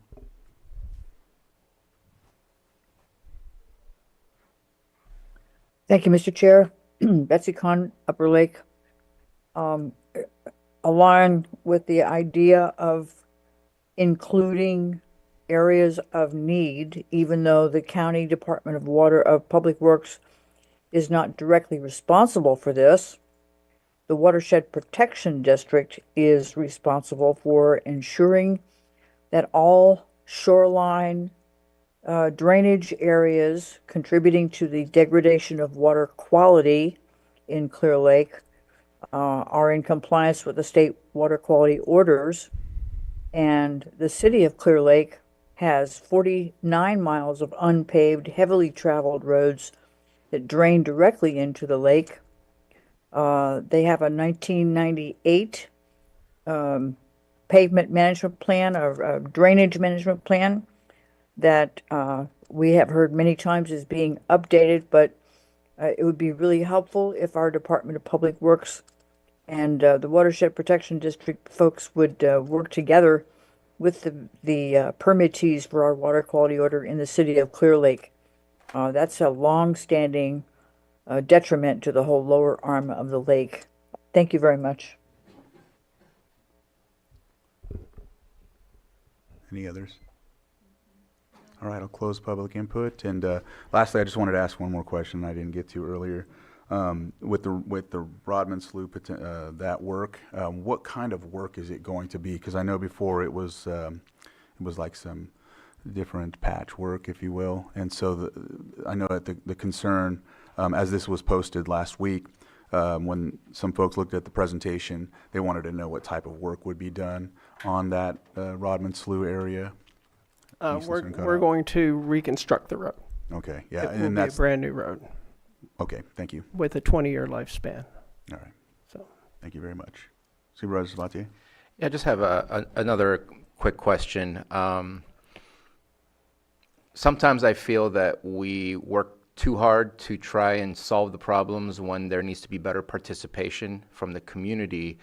At what point is a resident supposed to take care of the frontage of their house? So for example, when I used to live in an area where I had sidewalks, if I had weeds growing out of the culvert, I would get a letter saying you need to knock down the weeds. Why? Because eventually it rips up the asphalt, rips up the concrete, then water can seep in, then it starts damaging. I see all jurisdictions here behaving like they need to take care of the entirety of it, when some of that is helping to create a nice frontage for specific properties. At what point do we hold accountable homeowners to take care of the frontage of their home to help us out in dealing with roads, rather than allowing it to deteriorate and then making your job that much more difficult and making us having to spend more money? Is that something that we can look at to try and expand on? So I hope to update our website to provide information about what streets where the residents are required to maintain up to the edge of pavement, because we do not have a right-of-way there. The owners are responsible for maintaining it up to the edge of the road. And then we may address some things by ordinance. And then, final thing. Are you planning to bring back a dig once? I think we talked about it not too long ago, but a dig once policy to, again, maintain these roads once they have been rehabilitated? Yes. So just so you know, I have a extra help employee coming on board this Thursday. She was a department head here at the county, and I'm very excited. And she's going to be focusing on RFPs, RFQs, as well as updating policies and ordinances. Thank you very much. All right. With that, I think we do need action to accept this, and so. Mr. Chair, if there's nothing further, I'll make a motion to accept and file the 2025 roads projects and the 2026 Regional Transportation Plan / Active Transportation Plan update. Second. I have a motion and a second. All in favor? Aye. Any opposed? Motion carries 500. Thank you, Director March, very much. Next, we'll move on to our 6.7, consideration of presentation of the Tribal Eco Restoration Alliance's training facility presentation. And Ben, I know you're presenting this, but if you'd like to come up and get started. He's rounding the troops. Yep. Come on up. I think you can come up and sit.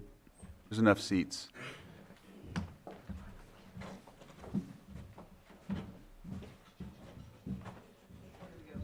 Yeah.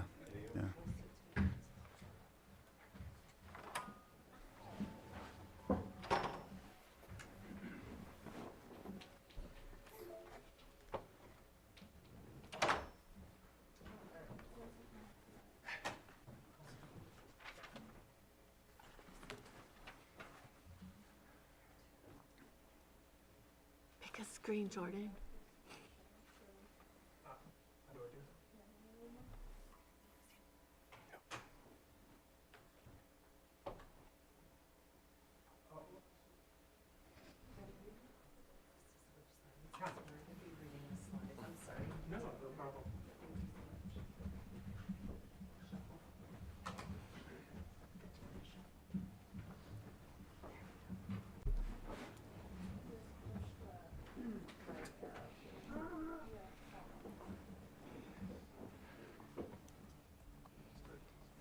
Good morning, Board. Ben Rickelman, Deputy County Administrative Officer. I'm here with Tara, the Tribal Eco Restoration Alliance, regarding a training facility and workforce development program that is being funded by a Community Development Block Grant Disaster Relief that was awarded to Tara last year, and it's a partnership with the Workforce Alliance of the North Bay.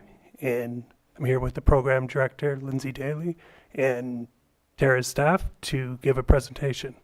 Ben, real quick, who funded that grant? So it was, I know it's CDBG, but it didn't come from the county, right? correct. HUD, HCD. right. Just want to clear that up. Thank you. Yeah, so it came from the state. It was tied back to the wildfires from 2015, and it just took a while for the funding was announced a few years ago, and then just kind of the process and administration of the program, sometimes HCD can be rather slow. So they actually announced the funding allocation in 2023 for Lake County, and then they announced the award last year. Okay, thank you. But also Go ahead. through the Workforce Alliance Mhm. of the North Bay, and we have Weston, and we have Weston here as well. Okay. And that's a partnership. Yeah. Correct. All right. Just wanted to clarify. Thank you. No problem. Take it out. Thank you so much for. There you go. Thank you for having us. Is this on? Okay. Yeah, you just need We'll start with a round of introductions. And yeah, as Ben said, I'm Lindsay Daly, Executive Director of the Tribal Eco Restoration Alliance. Pass it to my colleague. Good morning. My name is Jordan Reyes. I'm a Middletown Rancheria Tribe member and the field coordinator with the Tribal Eco Restoration Alliance. Hello, I'm Kim Cole, and I am the CDBG grant manager for Tara. Alrighty. I'll start us off. For those of you that don't know, the Tribal Eco Restoration Alliance is an intertribal nonprofit based out of Upper Lake, California. We deal in revitalizing the local ecology to its native inhabitants. We can use that through traditional means like cultural fire or contemporary means with invasive removal with hand tool work or using prescribed fire measures. We host a treks every year where we have professional fire individuals come and help train the community as a whole in wildfire resiliency tactics like NWCG certified trainings like S212, which is wildland chainsaws, up to the basic entry-level firefighter 2. We host a lot of trainings, and we actually integrate a lot of local knowledge into our trainings, so like plant ecology and ID, because those also go into our wildfire mitigation tactics. We work with local, state, and federal agencies and with private landowners to be able to rehabilitate the lands. We have an intertribal hand crew that we run comprised of tribal members from Lake, Mendocino, and Sonoma County, and we are able to kind of use our collective hands to help heal the lands and also be able to share our cultural heritage and practices amongst one another and be able to kind of show a little bit of that to the community, that our ways of life is what showed the park-like settings when the first settlers came here into California. But that's a little bit about what we do in our program, and then we'll go into our slideshow. Thanks, Jordan. So as Jordan mentioned, most of our work up until now has been really centered around building capacity for the tribal community to steward ancestral lands, and we're moving into kind of a new phase of the program where we're excited to be working here in Lake County to open up our training to the greater community and to share ecocultural stewardship, or stewardship that really looks at the revitalization of our local ecology and tribal cultures as like a model for stewarding our landscape. So the grant that we received, thank you to Terry Logston for passing the lead on to us, is CDBG funding, as Ben mentioned, and it's kind of a long, convoluted process, but HUD awarded it to HCD, who awarded it to CDBG, who awarded it to the official grantee is the Workforce Alliance of the North Bay, who we're excited to partner with, and we are a subrecipient of the grant. So lots of partnership and collaboration involved, and the focus of the grant is really to serve low and moderate income Lake County residents. And there's kind of two major components to this grant. The really exciting part is it is funding the acquisition of property for a training center. So we are in the final stages, we hope. Escrow should be closing very soon here. We're just waiting on those funds to hit, March 31st, hopefully. And there's a property on Highway 29, which we'll talk a little bit more about, just south of Upper Lake. And we've had the opportunity to work with the county community development department, and I think I saw Maria back there, and kind of share our plans for the training center, which will, be a place to showcase our stewardship work and to share it with the greater community, the tribal community, and the greater community at large. And then also an expansion of our stewardship training program.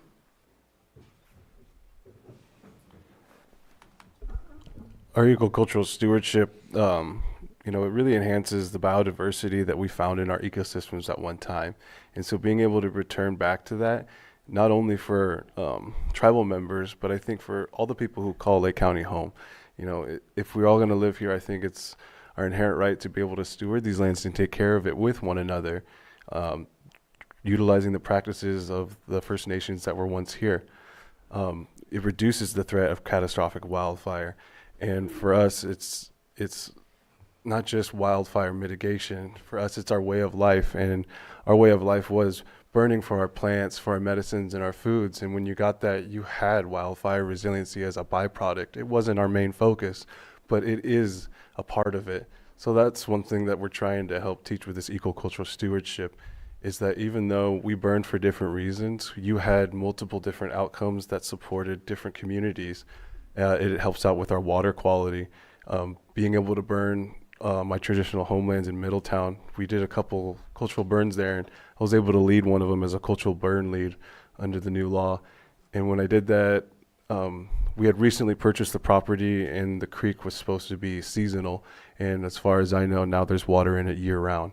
So it really showed that, the water quality was starting to come back from these burns being reintroduced onto the landscape. And it does support that relationship between people and the land.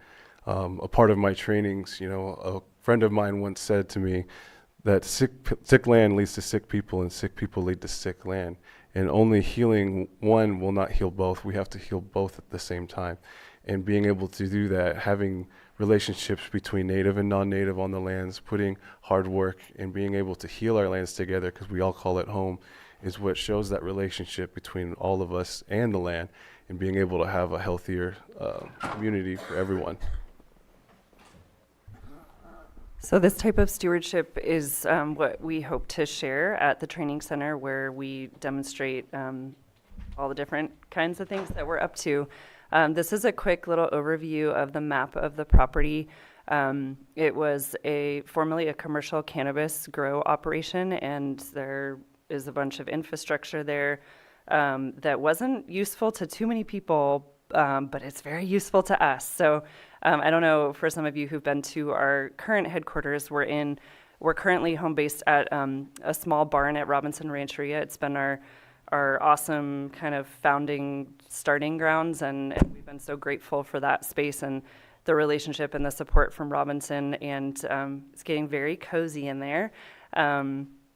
So the property that we're purchasing has infrastructure for, and it's all existing infrastructure. We're just fixing buildings up. The idea is to have a very light touch on the land and really work with what's there. So there'll be an office space, a large shop and engine bay for our 10-person intertribal hand crew, all of our equipment and gear, our training supplies. There's an old barn that is going to be an awesome gathering space for hosting our trainings, and a place to really bring the community together and to share with other community groups as well who need a meeting place. One of the main kind of pieces that will be land-based is a native plant nursery. We've been working in partnership with Big Valley Band of Pomo to start up a Thule nursery with really the long-term vision of being able to provide wetland plants for the Middle Creek Restoration Project. When that gets underway, there'll be millions of plants needed, and we'd like them to be locally sourced and from this climate here. So native plant nursery is really exciting. And it's 140 acres of different plant communities. There's a creek that flows through that's important hitch-bearing stream where we'll be able to demonstrate, riparian restoration and using, culturally significant basketry plants and food and medicine plants, and then oak woodlands and grasslands, and be able to really walk people around and see a living classroom of what it looks like to be ongoingly tending these different ecological communities with indigenous stewardship practices. And so, the zoning is agricultural, and it's very well aligned with our work with the native plant nursery, and also demonstrating indigenous agriculture. How have people, you mentioned the 700 generations or more of tribal people that have stewarded this place, and how have people sustained themselves from this land with incredible abundance for many millennia. So we, again, hope to demonstrate and share that with the community at large. And for our trainings, we look to train around 100 Lake County residents with 2 cohorts of the ecocultural stewardship in 4 weeks of training.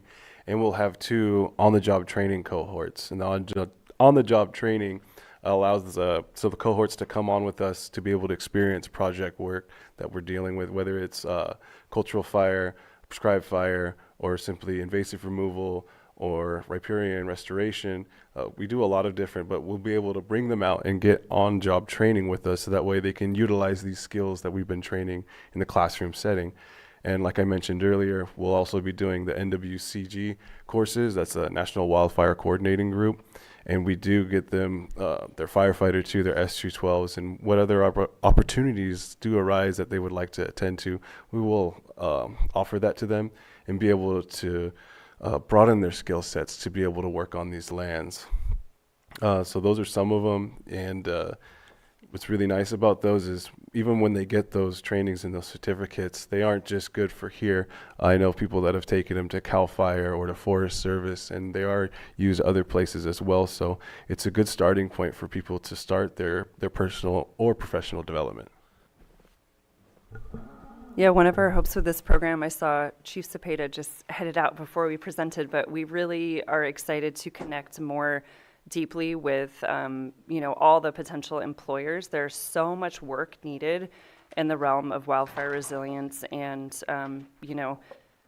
there's just a lot of need and a need for training and trained individuals to to enter work opportunities with local tribes, with our local fire departments, CAL FIRE, Forest Service, the county, having something that's really interesting in our work when we're out doing beneficial burning in collaboration with our agency partners is a lot of our agency partners are like, well, we know wildfire, we know how to stop fires, but we don't necessarily have sort of the complementary skill set around, well, how do you use fire as a healing tool? How do you know how different plants will respond, how intensely they burn, what are the right conditions for burning?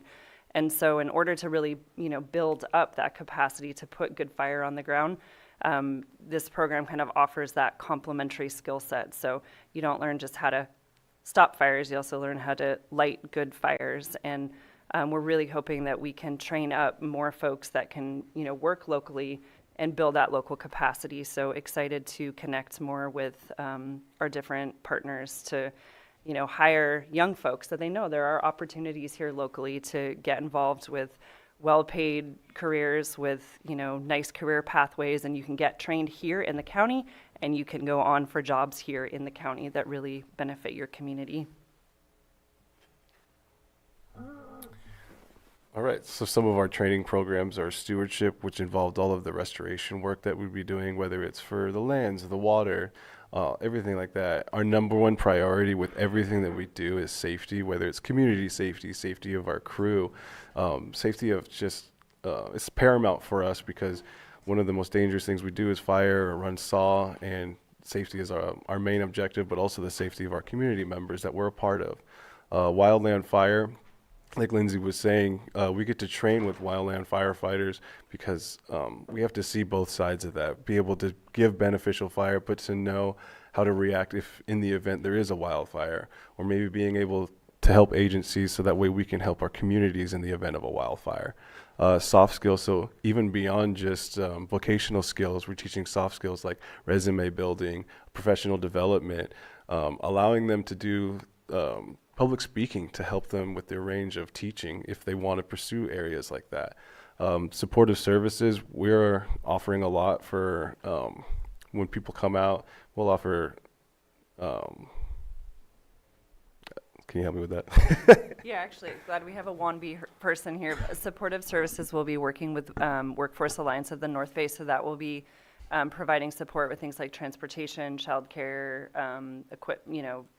gear, so that folks can show up work ready, and especially, community members that, need that extra help to be able to show up. We'll have that support through our partnership with 1B. Oh, and job pipelines. So as we were saying about the NWCG shirts, those can help qualify them. Or maybe they want to get into something like arborists and they're using our S212 to help them start with their skill set with the chainsaw. I'm using the job pipeline on it too. Given that it's so difficult for us to burn on tribal trust lands, the only avenue for me to do right now is to try to build up to be a RXB2 or a burn boss, so that way I can bring beneficial fire onto tribal trust lands, because that's the biggest hurdle that we have. So starting out now, being able to work it and build up my experience to hopefully one day bring good fire back to the tribes of Lake County. I think that is getting to the end of the presentation. We wanted to put just these words out to the community, to the Board of Supervisors and the community in general, that we, our programs have historically been really serving primarily the tribal community, although some of our fire trainings have been open to the whole community. And we're kind of moving into new territory where we would like to connect more with local schools, with who in the county is doing work that's really connecting youth with opportunities for careers and livelihoods here in Lake County. What are the best places that we can reach folks and potential partnerships. So any ideas we would certainly welcome. If any of you all know in your districts, who we should be talking to, you all know better than anyone. And and when we, hopefully, spirit willing, very soon are in our new spot, we'll invite you all out for a celebration as well. I think that is the end of our presentation. Supervisor Pyska, then Vice Chair. Well, it has been an absolute pleasure watching you grow and supporting in all the ways that we possibly can. Being out on your burns is a really powerful experience. I've been able to see quite a few of them. And the interagency collaboration is phenomenal. It's so wonderful when we see CAL FIRE folks and local fire agency folks out all working together. It's really beautiful. I love the collaboration with the Cobb Area Water Company to restore the watershed. There's been several burns out there. It's made a really big difference in improving the health of the land, which is the whole point of all of this, it's awesome. I hope everyone can go out and see one of the burns. The capacity building over the years has been really important to to our community, for job growth, for workforce development, because we have such a great need to do all of this work, and we have quite a large land area in our county. How many employees do you currently have, and how do you see that growing over the next couple of years?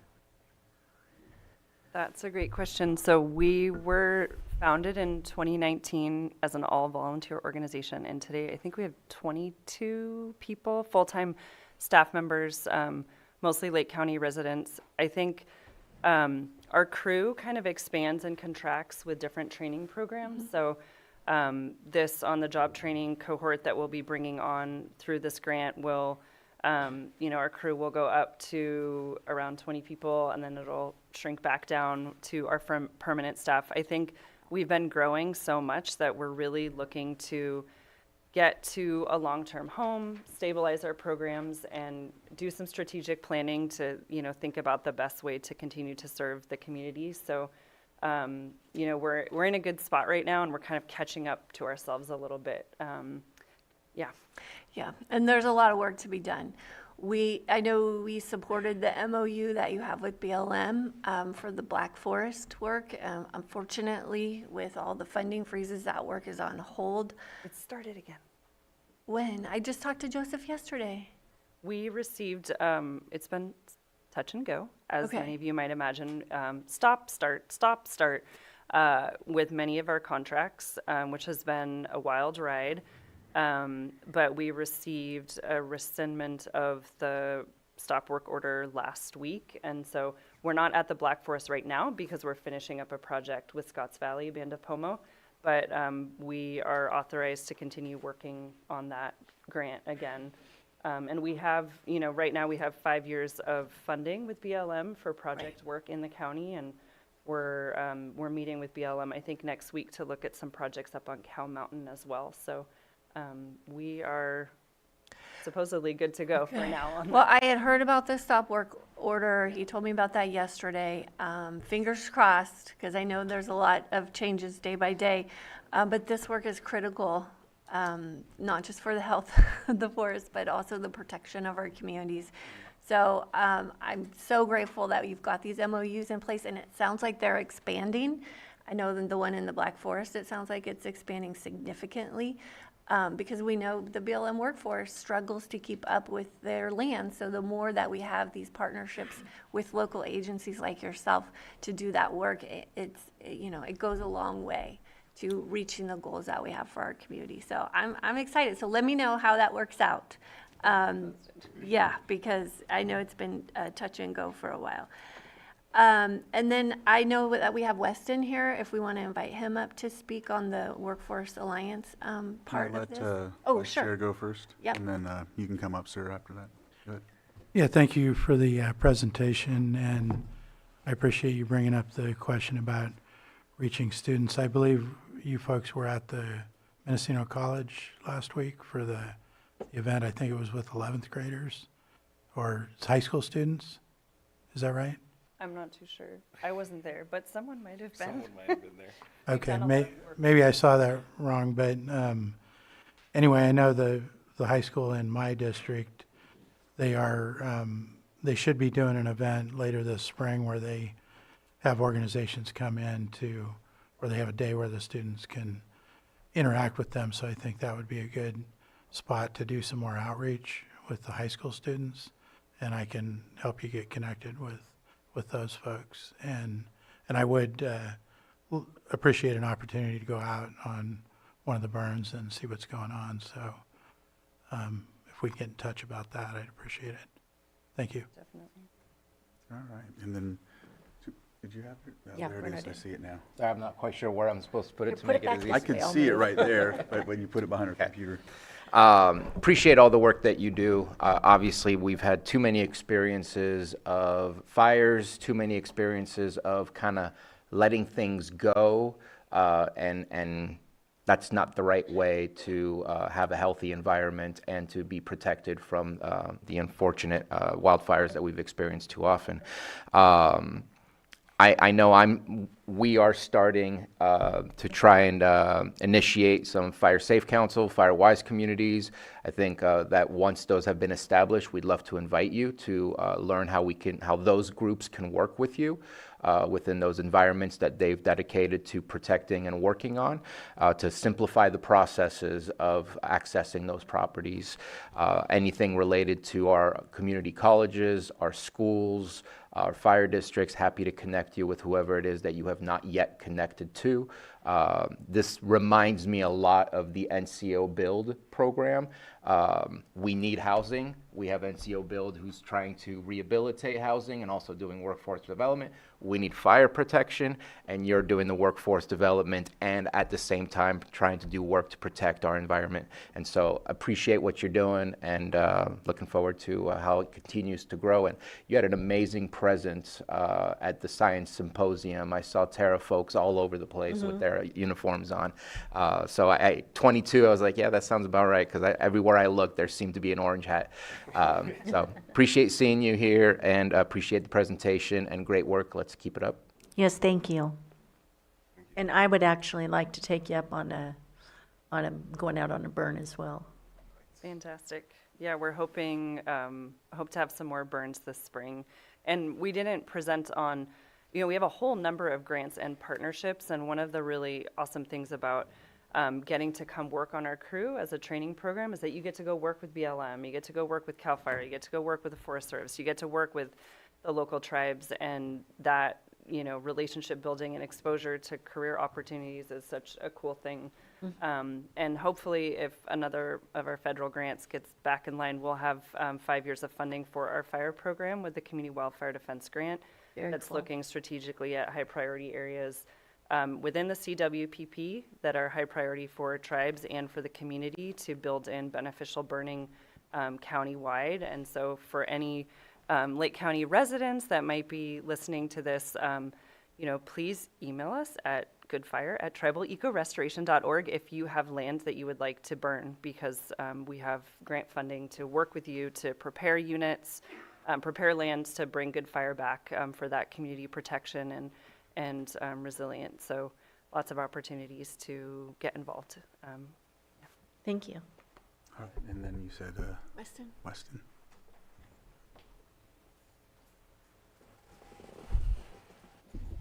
Good morning. Weston Seifert. I currently sit on the Workforce Alliance of the North Bay. And, it's very, very rarely do you have a convergence of amazing things at one point, right? Like to be able to be a part of and partner with an organization that is just bringing good to the community.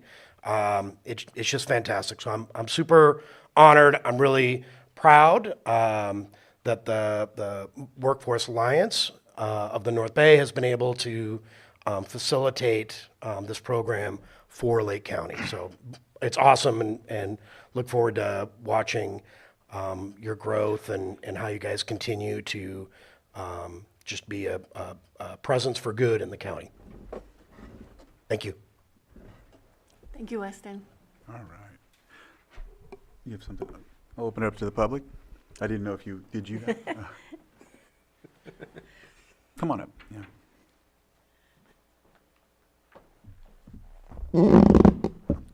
Thank you. Thank you, Chair Crandall and supervisors. Congratulations for reaching this milestone. Your program sounds very exciting. I'm glad that you're doing outreach, and I was wondering if you're doing outreach also to landowners in terms of increasing the canvas of potential cultural and beneficial burns. And if you're doing that as a landowner who doesn't know too much about your program, could you please address liability and how liability is addressed, especially if, heaven forbid, one of the controlled burns gets uncontrolled? Thank you. Yeah, I can speak to that real briefly. That's like an 8-hour conversation. It's been one of the biggest barriers in the state of California. We are in a very litigious state, and it's been a big barrier for putting good fire on the ground. Luckily, we have some really amazing folks that have been working on policy changes to shift that. So, the first thing is we mitigate risk by doing a whole bunch of different things to make that fire as safe as possible from the get-go. We prepare the unit, make sure we have good containment lines, that we have personnel that's trained and ready to respond. We partner with agencies, so you get a nice shiny fire truck usually sitting at that burn in case things get out of control. So most of the work is really in risk mitigation up front. And there is always the chance that something can go not as planned when you're working with Mother Nature and an element like fire. And there's a couple different pieces that we have at play. One is the state now provides a liability claims fund. So all of our burns we have a burn plan that's written by a state qualified burn boss. And then it's technically reviewed by a state qualified burn boss with a whole bunch of measures in there for, how many people do you need if something goes wrong, So there's that plan set in place. And then we submit our plan to the state-sponsored claims fund. So that protects against third-party losses. So if, fire jumps your property line and burns your neighbor's fence down, the state will actually cover up to $2 million in losses, which is hugely helpful. We also recently finally found an insurance carrier who will cover our fire activities. Previously, those were excluded from our general liability policy, and now we have insurance. Obviously, we don't want to get to the point of needing to use that, but it's there if it's really needed. So we've come a long way. And really prescribed fire, it has a perception of being very risky. It's actually a very low risk, high consequence. In other words, the risk of something going wrong, statistically is incredibly low. But if something goes wrong, the consequences can be very high. And so just working with the public perception of that is really important. If it's done under the right conditions with the right people and the right plan, it's actually incredibly low risk activity. So those are some of the thoughts. But yeah, feel free to come chat with us. And we will be doing more community events when our Community Wildfire Defense Grant kicks in, and look forward to working more with the community. All right, anyone else from the public? Zoom? All right, I'll bring it back to the board. Thank you for the presentation. I know in your language it's probably different, but ours is a godi ho, good fire. Mine would be, sorry about that, I put you on the spot. I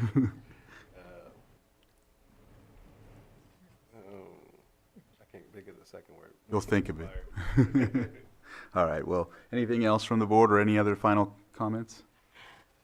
Well, I just have to brag on you a little bit, because when we go out of county at big meetings like the Wildfire Task Force, these folks present there, and they're really setting the standard across the state for this type of collaboration. So you guys are awesome. Thank you. Thank you. All right, thank you for the presentation, and we'll move on. Thanks again. Thank you.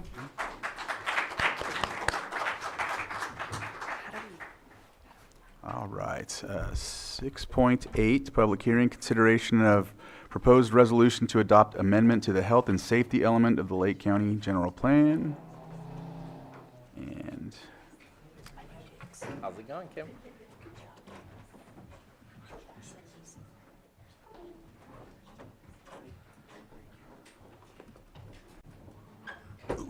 we got Maria Turner. And Good morning. all right, Good morning. Yes. Good morning. still morning. Excellent. This item is a public hearing to adopt a general plan amendment to the text of the general plan to update reference to the latest version of the local hazard mitigation plan. There is state law, AB 2140, that requires this update to the general plan after every update of the local hazard mitigation plan. To not do so in a timely manner could compromise our ability to qualify for assistance in the future in some different grants.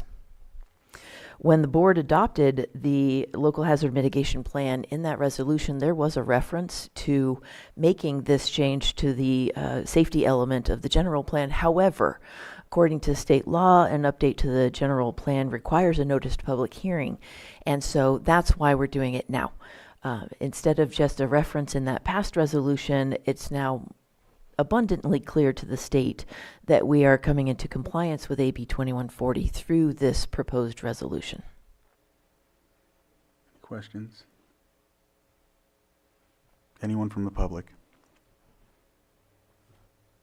All right, anyone on Zoom? Hearing none, we'll bring it back to the board for, I think it's action, I'll right? offer the resolution. Resolution has been offered.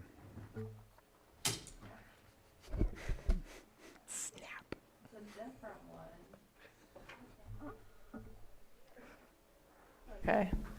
All right. Supervisor Owen. Yes. Supervisor Sabatier. Aye. Supervisor Rasmussen. Aye. Supervisor Pyska and Supervisor Crandall. Aye. All right, resolution has passed. 500. Thank you very much. We will move on to our next item on the agenda, and that is the presentation of Lake County 2050 update. And Thank you. Director Turner. Mireya Turner, Community Development Director. I also have the Deputy Administrator Shannon Walker-Smith, who will be doing our tech. During your last break, we did pull up the GIS web map viewer that, let me start at the beginning. The purpose of today's hearing is to update the Board of Supervisors on recommendations from the Local Area Plan Advisory Committee that are specific to land use or mapping changes. The land use or mapping changes are most significantly impactful on the environmental review that we're conducting this year. And so we wanted to bring those to you today to see if there is any board direction, specifically any strong opposition to any of the recommendations that were approved by the Local Area Plan Advisory Committees, or our LAPACs. These recommendations also went in front of the General Plan Advisory Committee in two meetings, and one of the recommendations from the General Plan Advisory Committee was support of all LAPAC approved recommendations. We are getting the web map viewer updated or up on the screen for you, and Shannon will go through these. We're going to start with land use designation amendments. There were a few in each of the 8 planning areas. After that, we will go on to a PDF or a PowerPoint slides that were shown to the General Plan Advisory Committee regarding any recommended changes to community growth boundaries and planning area boundaries. While Shannon's zooming in, this is part of our Lake County 2050 project to update the general plan, which is most of our county-wide elements or chapters, as well as an update to all local area plans. We have 8 planning areas in the county. And the meetings of the LAPACs took place in October, November. They were held virtually as well as in person. The in-person meetings were in the Board of Supervisors chambers as well as different locations within the planning areas.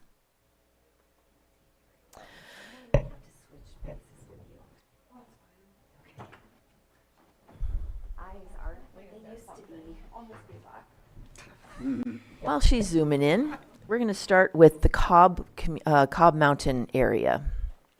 Mine's not loading. Land use designation amendments in the Cobb area It's not on here.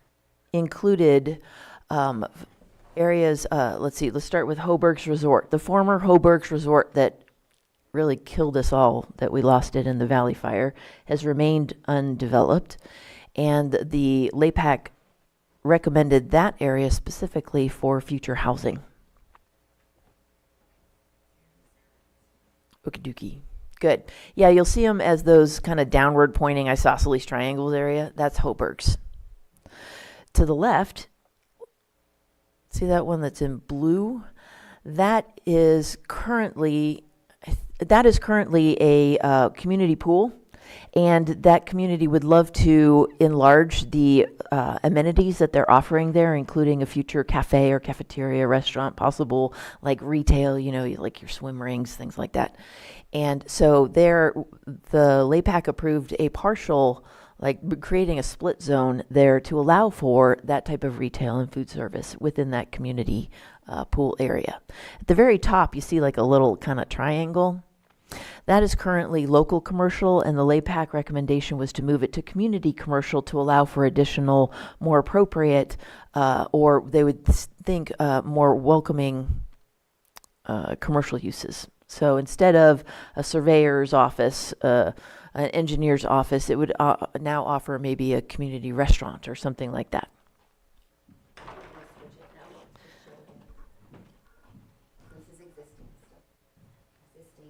Actually, I think they're okay. I don't think I have to walk them through it. I can do it just based off this Excel spreadsheet. But if you do have specific questions and you want us to zoom in, let us know. Oh, okay. And then if you go down into the south, let's go down into Sigler Springs. Should be, where are they? Oh, up and to the right. Yeah, sorry. My sense of direction, you know, not that great. Anyway, you'll see a number of those 5 different parcels there that the Sigler Springs Community Revitalization Association recommended a change for those parcels to allow for a hamlet-style mixed-use neighborhood. Across the county, through all of the different surveys that we sent out to the public and got back, the public really supports the idea of mixed use. All around. So that mixed use would be an allowance of residential as well as commercial co-located onto a single parcel that's zoned commercial. Now, what you see right there is the Sigler Springs idea of their revitalization of their neighborhood that was also destroyed in Valley Fire. They'd like to build back not just as a subdivision of homes, but rather a more holistic, walkable neighborhood for all of those. See those beige parcels? Those are residential. But the ones in the middle then would have the option for mixed use. So like a local commercial, something that could offer that community more of a walkable neighborhood. And that's it for Cobb Mountain. Do we have any questions before we go on to Kelseyville? No, but I like that. Isn't it cool? Yeah, we're really excited about that idea. And the public was excited about mixed use because we're not thinking like we want to turn into the Bay Area with a gazillion apartments over all this retail or like a mall. We're thinking more like a residence above or behind a pizza place or a coffee place or different things like that, because we want to retain the rural character. That's a top priority around the whole county. But we also like the idea of getting housing closer towards commercial so that people aren't always driving all over the place. Into Kelseyville. Let's zoom in and go towards the northwestern quadrant, please. You'll see a number of magenta. Oh, sorry, eastern. Should have rehearsed this one, huh? Okay, so on the eastern, you see that number of magenta-lined parcels. This is where the LAPAC decided they'd like to focus higher density residential housing. And the reason is, you'll see that blue rectangle below it. That's all of our schools in Kelseyville. So they'd like to position higher density residential right where the kids can easily walk to schools, because the safe routes to schools is one of the ongoing goals and priorities in Kelseyville, so that our kids are not walking, along a lot of morning traffic congestion and parents trying to get their kids to school. Let's just place the housing there so they can just walk across the street. There's one other towards the real western side. You'll see that one. Yeah, zoom in just a little bit on. It's kind of like a curvy looking rectangle right down there. Currently agriculture. It's an 8-acre parcel. The Kelseyville LAPAC recommended this to be switched over to medium density residential. Again, for its proximity to the highway and main roads. Housing was actually a pretty big topic of discussion in Kelseyville because they are getting multifamily residential going on right now. And so they're recognizing that they wanted to be very deliberate in where they placed housing for this next 20-year period. Any questions on that? That's the end of Kelseyville's recommendations. Moving on to Lakeport. You're going to recognize Lakeport's shape of land use designation changes. Doing good, Shannon. Thank you. Okay. Many of you will recognize that magenta collection of multiple parcels as the old Cristalago project. This was big about, 10, 14 years ago. It was originally going to be a golf-centered community, then a wine-centered community. Nothing's ever happened, and the Lakeport LAPAC would like this to go back. Instead of being planned development residential and planned development commercial, they'd like it to go back to its original land use designation of rural lands. It's sloped, it's remote, it has no infrastructure, and so that's what it was before that project. Then secondly, there was a request from a property owner. Yep, zone it. Nope, it's down. It's to the right. It's to the east of Cristalago. I could see it. It's a teeny tiny little square. Yeah. That's over in the Walnut Drive. And it is a portion of a parcel that continues to the west. However, the area that continues to the west, where Shannon's showing the little arrow thingy, that has a high slope going up to the highway. The area that is within that little square is not as sloped, and the LAPAC approved a request to change just that flatter portion to medium density residential, which would match the adjacent parcel for the purpose of future housing going in there. Any questions on Lakeport?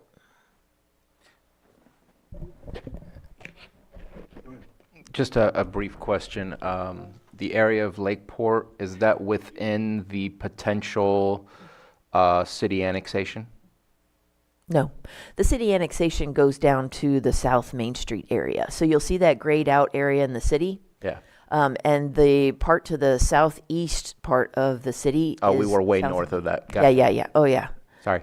The Lakeport planning area kind of curls around the city of Lakeport to the north with North Lakeport, which is where we have a lot of housing, to the west, going into Benmore towards the end of the county, and then curls around the city of Lakeport to the south as well. Thank you. It was also, just in case, that's not part of today's discussion, but the LAPAC also does support the annexation of South Main Street. But we'll get to that at a later meeting. Going into Lower Lake, please. Ooh, okay. Yes. Lower Lake, there are a number of parcels along Morgan Valley Road. They already have municipal water and sewer. And the LAPAC approved a request from a member of the public to change those from rural residential to suburban reserve. Rural residential allows for 5 to 10 minimum acres per parcel. Suburban reserve would allow for future subdivisions for housing purposes to minimum acre size of 1 to 3 acres.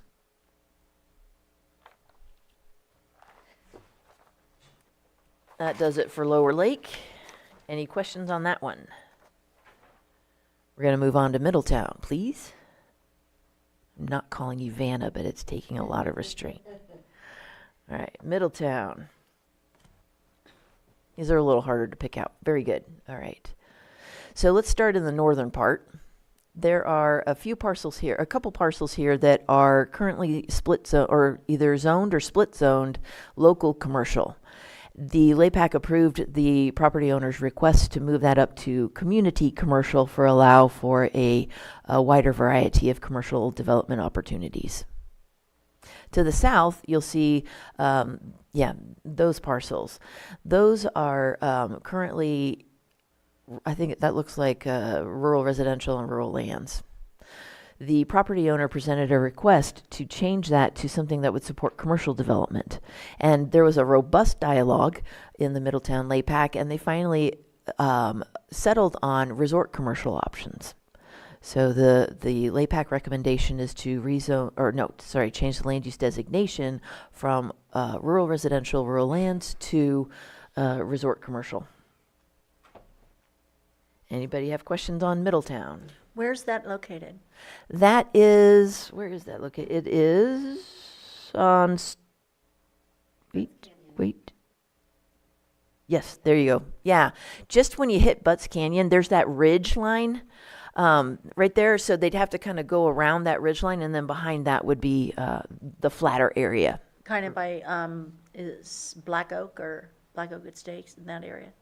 Before you hit Black Oak, that's further down the road. This is like right off the road. Behind the cemetery. Yep. Very good. Thank you. Moving forward, unless we have any further questions, we'll go to the Riv. Going to the Riviera's area plan. Okay. Let's start at the top and go counterclockwise. The Riviera's LAPAC highly prioritizes finding areas for a public park. That is what is behind the recommendation between these three parcels. It'd be changing from their current land use designation to open space for future park use. To the southwest, other west. Yeah. Okay, well, we'll do this one anyway. Okay, no, we'll go do these. That one would be it is currently, I think, suburban reserve, and it would go towards residential for increased housing development there. Yeah, low density residential, consistent with the entire Riviera subdivisions. And then over there, yep, same thing. Currently suburban reserve would go to low density residential. That is it for the Rivieras. While Shannon moves over to the Lucerne area, we have a lot. So Lucerne is currently in the Shoreline Communities area plan, but there were a large number of parcels that are smaller. They're small and they're either zoned, let's see, let's go north. Well, we can start there. Okay, now you'll notice this part, no, go back to that. Yeah, right along 13th Street. Okay. This was in the 2008 general plan. This was an area of special study, kind of centering around the Lucerne Castle, which is that red area towards that side. And then going down towards the lake with 2 rows of parcels on either side of 13th Street changed to community commercial. Since 2008, we have had commercial development along 13th Street, but both of the other rows of parcels on the periphery on either side have remained residential. There's a problem. It's a challenge when you're in a residential used parcel and it got switched to community commercial because you become legal nonconforming and you cannot expand your residential use. That means no garages, no any residential expansion of use. Now, since both of those roads have stayed residential, the LAPAC recommended that we just take those back to residential, but keep the commercial core along 13th Street. That is the purpose of those. Let's go zoom out and go elsewhere. And so where there's spots that are still residents on there? Yeah, they're all still just residents. And then on the other side where it's commercial, if there is a residence there, once someone moves out or something, then it becomes commercial. Is that how I heard it before? Well, we do have an article that sort of governs legal nonconforming uses. Once that legal nonconforming use expires, which is usually after 2 years of non-use, then it does revert back to community commercial. That's right, yeah. Yes. Thank you. Yep. Those changed to be consistent with their current use. I think they're medium density residential and they changed to industrial. Just to mirror, again, there was a little bit of cleanup going on with these recommendations to revert back to what has been the consistent use the entire last 20 years. All right, where else? More shoreline. More shoreline. There's Nice and Yep, let's go to down to Clear Lake Oaks. There is That's a community growth boundary. Keep going south. Yep, there you go. Into the Keys and around that area. So there is a parcel on the plaza that has been identified as a great spot for a future hub, a community resilience center. And so they did recommend a land use designation from community commercial to public facilities, which would kind of pave the way for that one. It's at the plaza. And then you'll see, zoom in, I want to see, specifically right along the Keys. There's a whole string of those little bitty parcels in pink right there. Those are teeny tiny parcels. Some of them are zoned for medium or high density residential. And it's going to be very hard to build an apartment on that tiny little parcel right there. So the request is let's just revert that back to low density residential because that's a more appropriate use for parcels of that size. And then if you go towards the east, I don't know why I'm pointing, you can't see me, but there. So there was a lot of discussion in the Shoreline Communities LAPAC regarding preserving wetlands. And I don't know if you've been out near that area in the Clear Lake Keys right now, but it is a rookery gone crazy. There are cormorants and egrets and herons and everybody's nesting and the babies are yelling and it's just an amazing spot. So currently zoned for, I think, commercial. It was commercial. Yeah. The LAPAC would really like to see all of that preserved for resource conservation so the birds aren't disturbed while they're doing their spring thing. Then if you go across the highway to the north, you'll see those ag parcels. The recommendation is to change them from what they currently are, which is service commercial, but all that exists there right now are some really nice vineyards. So the LAPAC would like to see that reflect what its current use is and go towards agriculture. Additionally, one that you don't see reflected here, but is a correction of a loss that we have had, is to get all of our creeks and streams and riparian areas again identified as resource conservation. That was lost in the last mapping update, so that's a correction that we'd like to do with this one. I don't know, let's go look at those.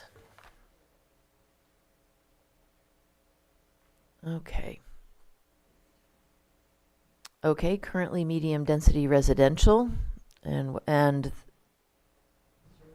service commercial to, what do we want them to be? Well, that's not changing. That's medium density residential and rural residential. Okay, to reflect current uses.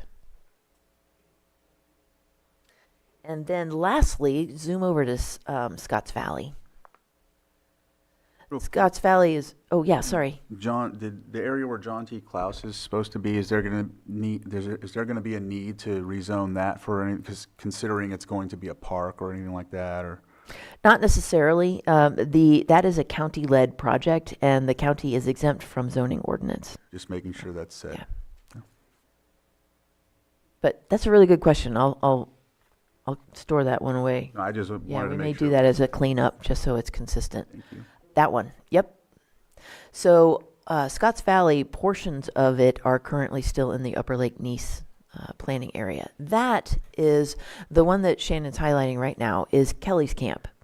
It has a long history of KOA and then camp that run by, I think, Bob Kelly, who passed away. The Kelly's Camp closed down a number of years ago, and it's unable to be sold as a camp because of its floodplain areas. There's a difficulty rebuilding in that area.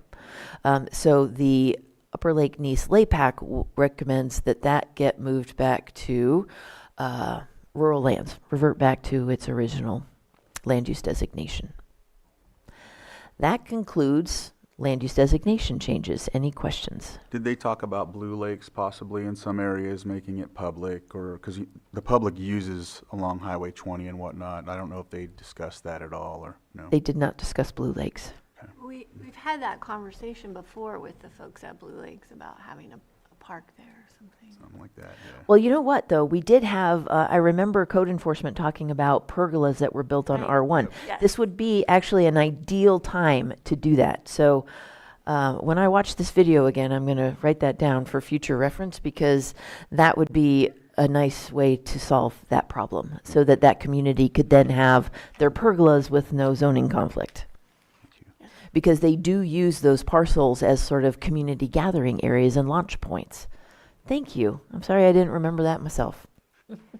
We'll get that on the list. Didn't want to remember that. The colleagues remind me of that. Yeah, no, that's great. That's exactly the kind of board direction that I'm looking for right now. Okay, then let's switch over. Can I ask a question? Absolutely. Shannon's going to switch over to the community growth boundary and planning area boundary recommendations. So, Oh, good. No, I did want to see, I have a community growth boundary question, but I just wanted to ask this question for public awareness. So these zone changes are coming a lot of times at the request of the property owner, but not always. So for example, the Hoburg's property, was any input taken or received from the property owner of changing the zoning? great question. We are going to have an open house style meeting in the future and invite all of the property owners for any of these affected properties. Are they going to be notified? Oh, yeah. Okay, good.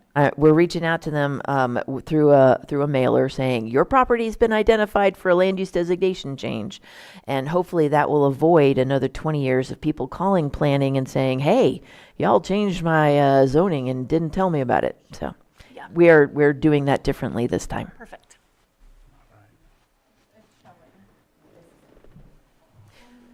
If you click on the presentation link, that'll take us to those slides.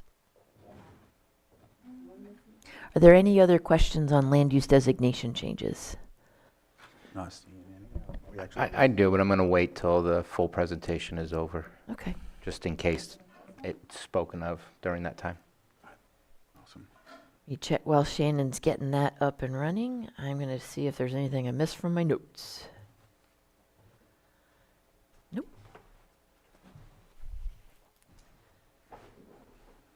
So the LAPAC recommendations were presented to the GPAC, the General Plan Advisory Committee, in 2 different meetings in February. We also gave them an update on the Housing Action and Implementation Plan, but that's not part of my presentation today because we're working on that draft document, which will be presented to the board. I think it will be available to the public probably late spring. Nope. Skipping right over it. Excellent. Community growth boundaries. We had 2 LAPAC recommendations for community growth boundary amendments. Next slide, please. In Kelseyville, if you take a look up at that north part where you see the green outline, the magenta is the current community growth boundary. To the west, the green part was a request from west, the other west, yeah. A request from the property owner to include that in the community growth boundary because it was rezoned to industrial within the last, 10 years? I think it was 3 years. 3 years, was it? It I don't know. It was already done. started over 10 years Yes. ago. Yeah, right. And so just including that into the community growth boundary, which that means to amend your community growth boundary tells the county jurisdiction that this is where the community would like to see extensions of municipal infrastructure in the future. That's water and sewer for the purposes of increased housing development or commercial development or supporting industrial. Then over towards the east, that little corner right there, that already has municipal services, and we couldn't figure out why it wasn't in the 2008 community growth boundary adjustment. So we saw that as a correction. That is it for Kelseyville. Any questions before we go to Lower Lake? All right, next slide, please. Lower Lake. Again, the same parcels that were recommended to go from rural residential to suburban reserve already have municipal water and sewer, and so the LAPAC supported bringing those into the community growth boundary as well. That's it for community growth boundary Where's that recommendations. located? That's along Morgan Valley Road. Okay. Go ahead. So I'm guessing there's no community growth boundaries for Cobb because no sewer? Correct. Community growth boundaries is where you'll focus your municipal services and for the purpose of higher density housing and higher impact commercial and industrial. Supervisor Sabatier. So, thank you for that, and I have a couple of comments and questions. You mentioned a property going from ag to something else.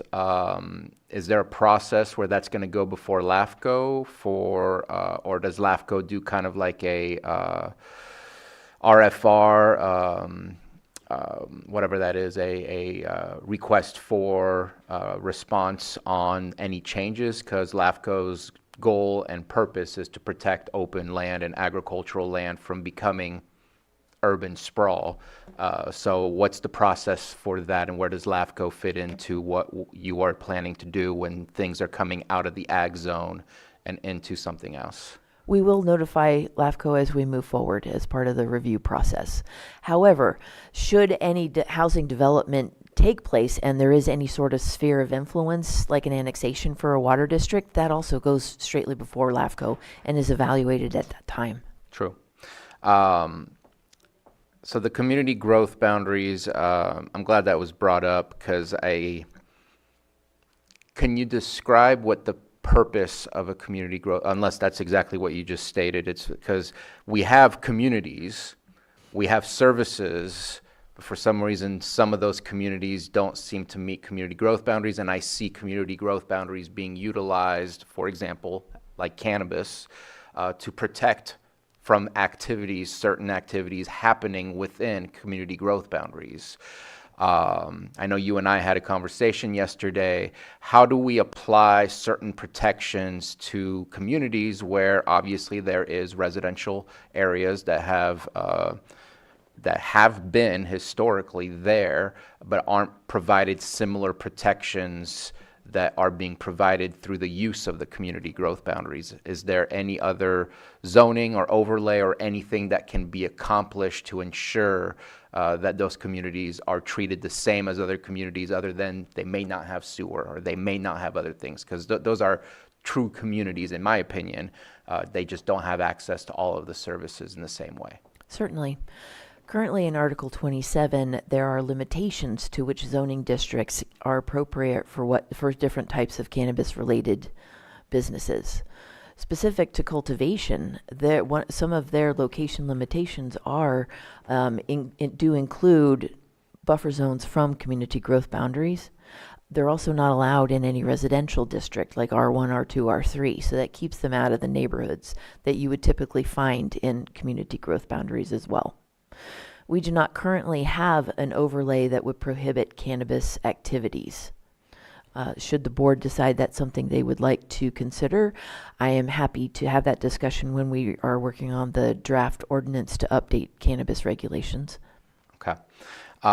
Then also, I guess I'll just be blunt. There's very subtle changes that are happening or that are being proposed. We're spending a lot of money to review our general plan.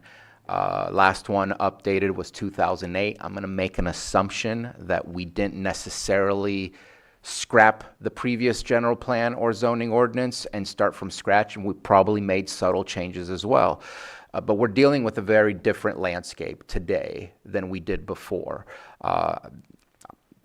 We probably say it all the time, but for us, that change was 2015. Where we recognize the impacts of climate change. And I'm not seeing that being implemented in how we are changing our zones to better protect, especially our community growth boundaries, which is why I started with the idea of community growth boundaries, in order to protect where people live.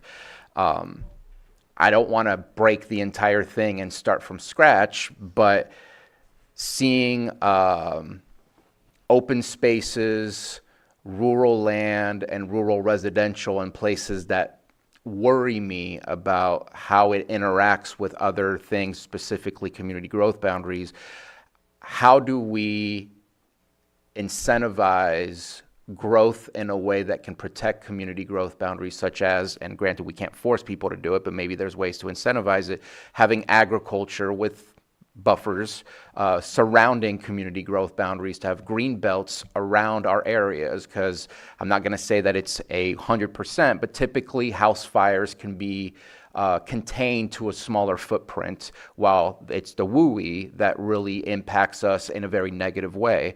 How can we look at this general plan update to really implement strategies based on our experiences with climate change and how to best protect? Because I'm seeing little tiny changes, but I'm not seeing what I was hoping to see and what I would like to see in order to change our probably 50-year practice of how we approach land use, which has not necessarily changed all that much when we know we keep hitting the same issues again and again and again.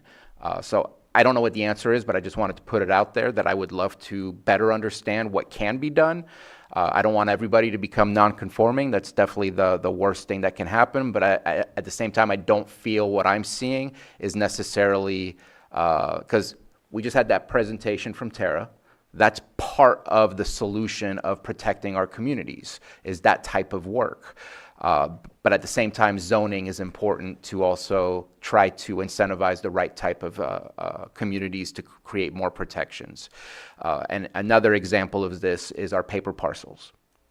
Our paper parcels are still pipe dreaming that there will be a residential subdivision built out in the future. This is a 1920 problem that we have yet to deal with and solve, and I would like to see what new zoning can be placed on there so we can eventually get something better, rather than suddenly tomorrow somebody coming to you and saying, hey, I want to drop a couple $100,000, get some water out there, get some sewer out there, and I want to build a house in the most dangerous of areas that you can build it when it comes to fire protection or things like that. So I would love to, I'm looking for more change than what's being proposed based on the comments that I just provided. You want If I may respond. Yes, please. Just hold on to your hat, because it's coming. What you're getting today is recognition of recommendations from the local area plans. These are community groups who have come together, and the purpose of the recommendations here are sort of our lessons learned over the last 20 years since the last general plan update, while looking at the future. Simultaneously, what's not before you today is our climate adaptation plan, which is in process as well, and the housing action and implementation plan, which does focus on future development options that would be more appropriate given today's climate.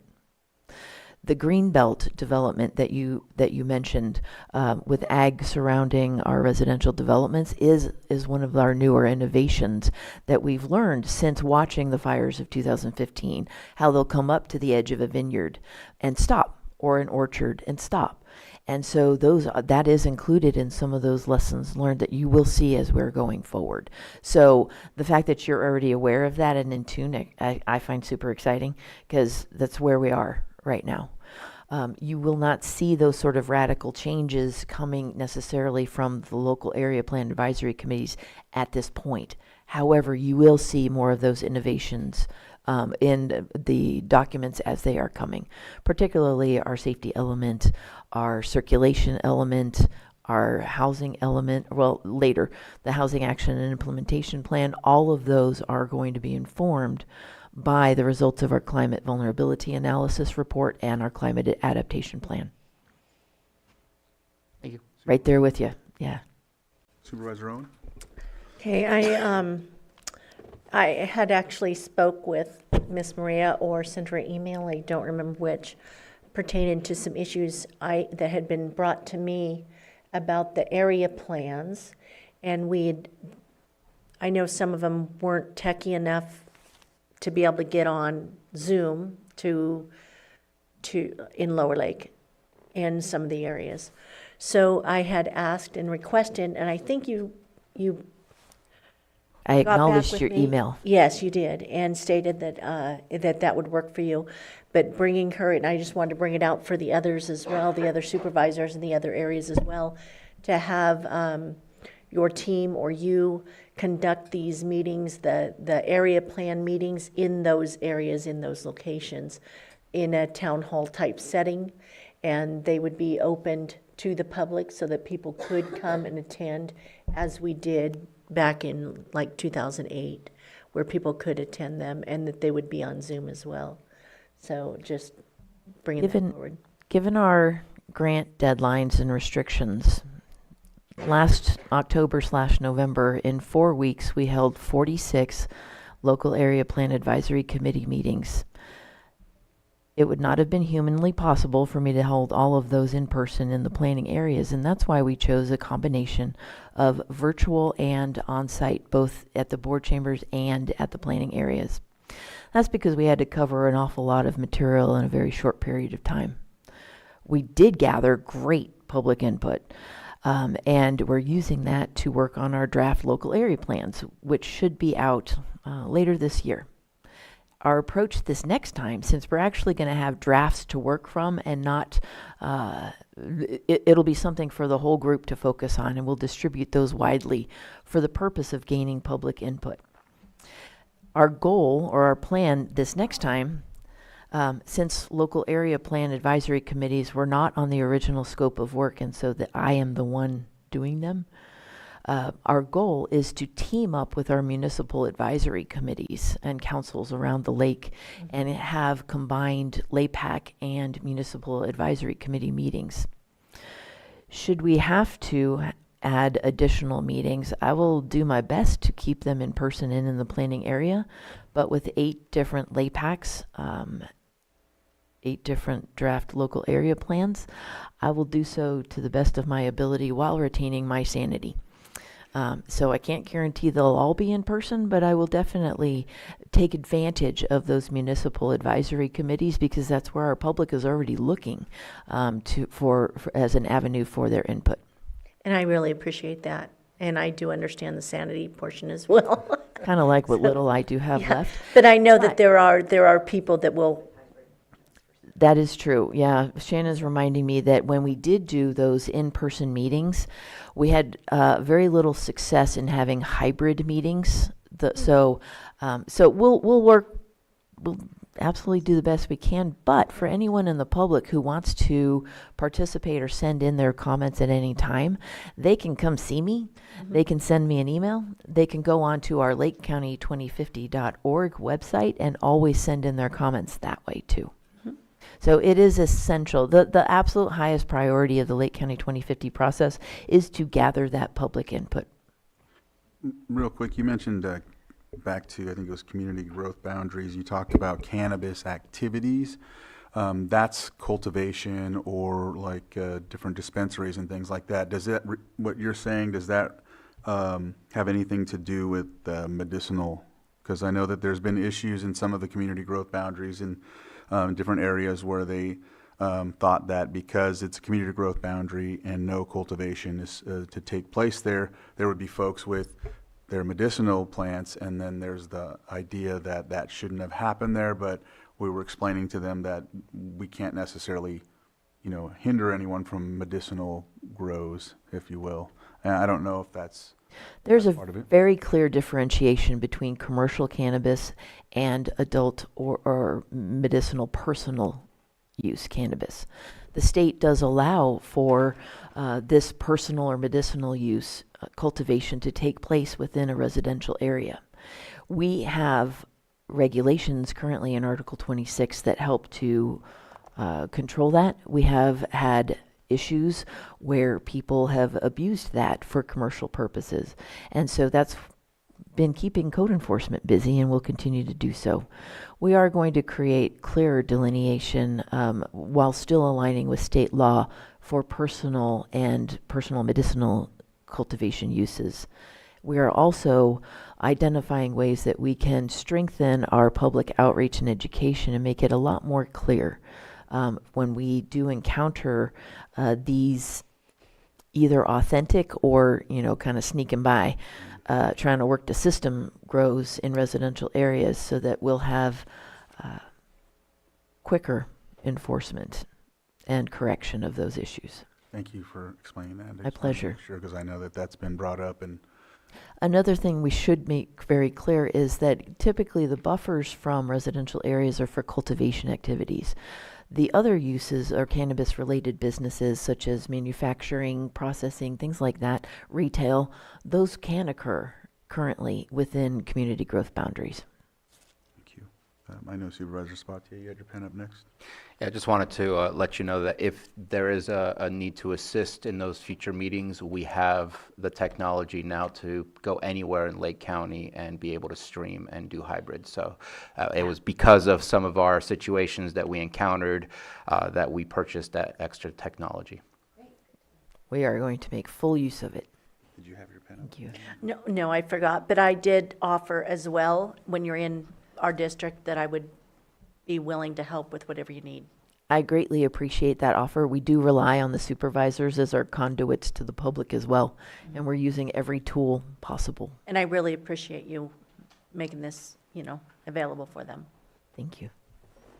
All right. We'll move on to planning area boundary amendments, and then I want to just highlight the GPAC recommendations, and I'm out of here, unless you guys have input. Planning area boundaries. Okay, so we have 8 planning areas. Let's just go straight to the first one. Planning area boundaries do not mean that by amending these boundaries, we focused on what community do you really align yourself with. It's kind of an intuitive thing. It doesn't affect school districts, fire districts, funding, nothing. It's just which local area plan will your community be included. Upper Lake Nice. Okay, that black line is going through Scotts Valley. Currently, half of Scotts Valley is in Upper Lake Nice planning area. The other half is in Lakeport. The LAPACs both agreed that let's amend that. I'll go back to that other one. Let's amend to include all of Scotts Valley within the Lakeport local area plan, except for the portion of Blue Lakes. So I don't even know if you can see that one. Well, anyway, so the recommendation is to include all of Scotts Valley. Moving on to Lakeport and Upper Lake. Oh, no, moving over to Lower Lake and Middletown. So you'll see a dip. If you look along that white line, that white boundary with that black line in there, currently there's a subdivision there in that little triangular dip area that's divided between the Lower Lake and the Middletown. The recommendation is let's include the whole subdivision in one local area plan, just to be tidy. Let's see, what else? Which area plan are you putting it in? It's going to go into Lower Lake. And that's the Hofacre area? Yes. Or is that, okay. Yes, I think that is it. Next one. See all those sort of scribbly little teeny black lines? Those are actually town names or road names. Those aren't recommendations. The solid black line is what we're looking at. I was starting to get confused, so I just wanted to clear that up. So this new boundary then, that is that white one that follows Socrates Mine Road. This is just more intuitive. It would then be included in the Cobb Mountain area to include areas that just sort of self-identify with Cobb Mountain. Does that follow the district boundary? It actually closer follows the community, the Cobb Area Council boundaries. Which I think is the district boundary too after redistricting? We do not align with supervisorial districts because this is a 20-year general plan and supervisorial districts change with every census. So, yeah. And where was it? I think it's It was just this hard line up there right there. Then there is another one. Is there another? Oh, shoot. There's another Cobb Mountain. No, it's the one that adds Siegler Springs into it. So it also more closely aligns with the Cobb Area Council boundaries. Yeah. And I don't know where that's like. Yeah, there you go. That's it. Cobb and Lower Lake. We're using a previous set of slides. Sorry, we're kind of moving around. Okay, so that one, see that white triangle, hypotenuse? Mm-hmm. That would then include the Siegler Springs community within the Cobb Mountain area. They're currently in Lower Lake. Next slide. Okay. Cobb Mountain, Kelseyville. Oh, right. So you'll see that diagonal white line. That is giving part of Cobb Mountain that's just along the Highway 175 corridor over to Kelseyville. And both LAPACs were amenable to that. Good. Next one. Upper Lake Nice Shoreline Communities. Okay, there was robust discussion about the town of Lucerne. Should the town of Lucerne remain in shoreline communities, which includes Lucerne, Glen Haven, Clear Lake Oaks, Double Eagle, Spring Valley, High Valley, and the Gooseneck part of Clear Lake area? Or should it go over to the Upper Lake Nice planning area? This was discussed there was public input submitted by the Eastern Regional Town Hall, and there was a meeting in December at the Central Regional Town Hall, which is Lucerne and Lucerne areas, to discuss it. And the Central Regional Town Hall made a recommendation to move Lucerne from the shoreline communities over to the Upper Lake Nice planning area. So I think we'll think of a better name. Instead of the Upper Lake Nice Lucerne planning area, we'll probably maybe think of something catchier for that in the future. And so that is the recommendation of of both LAPACs, shoreline communities and Upper Lake Nice. And that concludes our planning area boundary amendment discussion. Any questions? Supervisor, Supervisor Sabatier? Thank you. Just a quick question, because I know in the original shoreline communities, it did include the city of Clear Lake. Are we carving that out, or is it still kind of staying in there? Both cities have their own general plan. Yeah. And so it was, so we are correcting that by carving out the city of Clear Lake because they're their own jurisdiction. I felt like it was a remnant of a pre-1980 status before it became a city. Yes. Yeah, I have a question on the Middletown line boundary to the north shortening and us losing some area there at Socrates rather than it going up a little further. So where does that come from? That discussion followed what seemed to the LAPAC to be a very intuitive alignment. And since it absolutely, it's not like a negotiations where there's a winner and a loser. It's just a switching from a community that identifies more with Cobb rather than Middletown. Both of the LAPACs were amenable to that request. Okay. I can shed some light on that. So after the Valley Fire, when the Cobb Area Council started, it is on.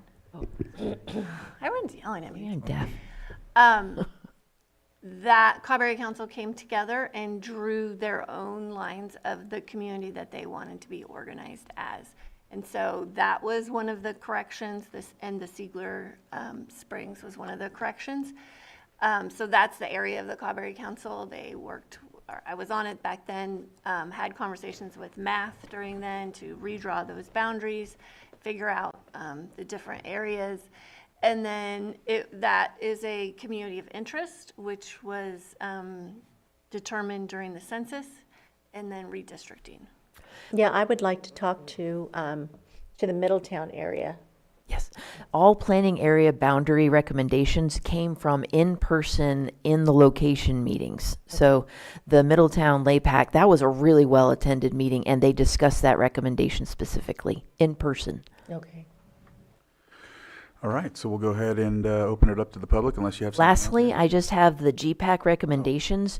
Through the two GPAC meetings, they started looking at every single LAPAC recommendation, but then actually pivoted and sort of reaffirmed that they are the county-wide advisory committee rather than the local area plan. So one of their first recommendations, and since there was significant wordsmithing, I'm just going to read them real quick to you so I don't get them wrong. One was support all recommendations of planning area boundaries that had approval of the affected LAPACs. Encourage mixed use, including shared primary uses, commercial and residential, be added as an option within community growth boundaries for both new planned development and existing commercial areas. Encourage walkable neighborhood planning for multimodal transportation. Require congruence between community growth boundary amendments and ongoing sphere of influence reviews for public health and safety services. Encourage county policy to seek options to support mixed-use development, including removing governmental obstacles and seeking funding options. And then lastly, preserve the agriculture land use designated areas primarily used for food production and preserve resource conservation land use designated areas. That concludes my presentation. Thank you. All right. I'll open it up to the public. Is there anyone from the public that would like to talk about this? If you come up, speak into the microphone, and we'll give you 3 minutes. Thank you, Chair Crandall and Supervisors. My name's Margot Kambara. This is an extraordinary opportunity for Lake County to build the Lake County of our dreams today. And I'm very thankful for being granted a small role in this effort. I respectfully disagree with Director Turner's characterization of some of the GPAC's conclusions. GPAC did not endorse the LAPAC's recommendations as a whole. We reached a point where we found that we did not agree. But the decision was made that our recommendations from GPAC and those from the LAPACs would be presented to your body, to your board for your consideration. I personally think that that's a disservice to you because you're going to be bombarded with community input and as well as input from the LAPACs. I thought, and some of my other colleagues feel that the GPAC could be a better service to you if we could be a filter and to go offline and do some independent study groups if necessary, if appropriate, but at least to give you a more considered opinion on some of these recommendations. In particular, and I don't mean to nitpick, but some of the big objections were the loss of ag lands by piecemealing, by carving out the community growth boundaries, by some parcels being zoned previously as industrial. So that takes us onto the slow train of losing our ag lands, which our residents value so much as our agricultural nature and the small town feel of Lake County. If we're not careful, we can lose the agricultural nature of Lake County parcel by parcel by carving parts of a parcel out for development. And so I bring this to your attention. Also, if we find that the current grant structure is not meeting our needs, we're talking about the Lake County of our dreams. Maybe we should revisit the plan and the strategy for doing a general plan and local area plans that do justice for Lake County and its people. I also wanted to bring to your attention that there is strong support to preserving ag lands. I've been talking to community members and they are concerned. I also want to bring it to the granularity of the Kelseyville area plan. While some community members see the value in that having higher density zoning near the schools, it makes sense. They don't recall that being discussed at a local area plan meeting. I've asked for the minutes or the meeting notes for the Kelsey area plan of meetings. I know Director Turner is very, very busy and she has a ton of emails, I'm sure. But Can you wrap up? Yeah. This is a great opportunity. I hope we can take advantage of it. Thank you. Real quick, I have a question, Margot, if you can. When you say you've been talking to them, who specifically is them? There are some community members who have reached out to me, and they share concerns about our losing ag lands and and how it's getting addressed during the local area plan meetings. And so all different area plans, is anyone specific or? Primarily in the Kelseyville area plan. Okay, thank you. But at the general area, at the general plan meeting, there was concern within the GPAC about the parcels in Lower Lake. So it's a theme across the county of lands that are zoned ag or can be used for ag, and if they get incorporated into the community growth boundary, well, once you lose ag lands, it's almost impossible to get them back into production. Thank you. Thank you. Did you have something to add? Yeah. I just wanted to say that I want to still leave it open on the change in our boundaries in the Middletown area. Did you want to? Nothing is finalized until the board approves the general plan late next year. Thank you. All right, Supervisor Sabatier? And that was going to be my question. We're not approving anything today. This is just a presentation of suggestions and recommendations. Mhm. Our final approval is in the future, so just wanted to make sure that that was. Thank you. I still have public comment open, so I'll go ahead and, if there's anyone else that would like to come and make comment? Anyone on Zoom? Bring it back to the board for final comment. Is there anyone else that has anything to add or any questions, or if there's anything you would like to finish with, or? I wanted to express great appreciation to all the members that were appointed onto the LAPACs and the GPACs. We had quite a wild ride this last fall, just trying to get as much input as possible, and a lot of them hung in there. You know, we couldn't get every member at every meeting, but I really appreciate how willing they were to quickly respond to the doodle polls and to really take time to give us some really great input. Thank you. All right, thank you. So we'll go ahead and close this presentation. Is there direction? Do you have enough direction? I think that was listed on there. The direction that I saw that got consensus was to take a look at the Blue Lakes R1 properties for Anything amendment. else I had asked about, and I believe there's been some applications come in. I don't know. They Different might item. be later in the yeah, agenda. what's this about? Which order? For the Middletown didn't have the total number of appointees. The LAPAC? Appointments for Middletown LAPAC For members is on a different agenda. Okay.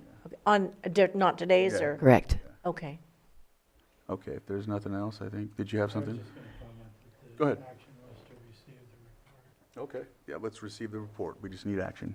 Mr. Chair, make a motion to receive Lake County 2050 update. Second. Motion and a second. All in favor? Aye. Any opposed? Motion carries 5-0-0. Thank you again. Thank you. And thank you for Thank you, keeping me Maria. on task with that, Vice Chair. So we'll go ahead and take the lunch break. It's 12:38. We'll go ahead and come back at 1:40.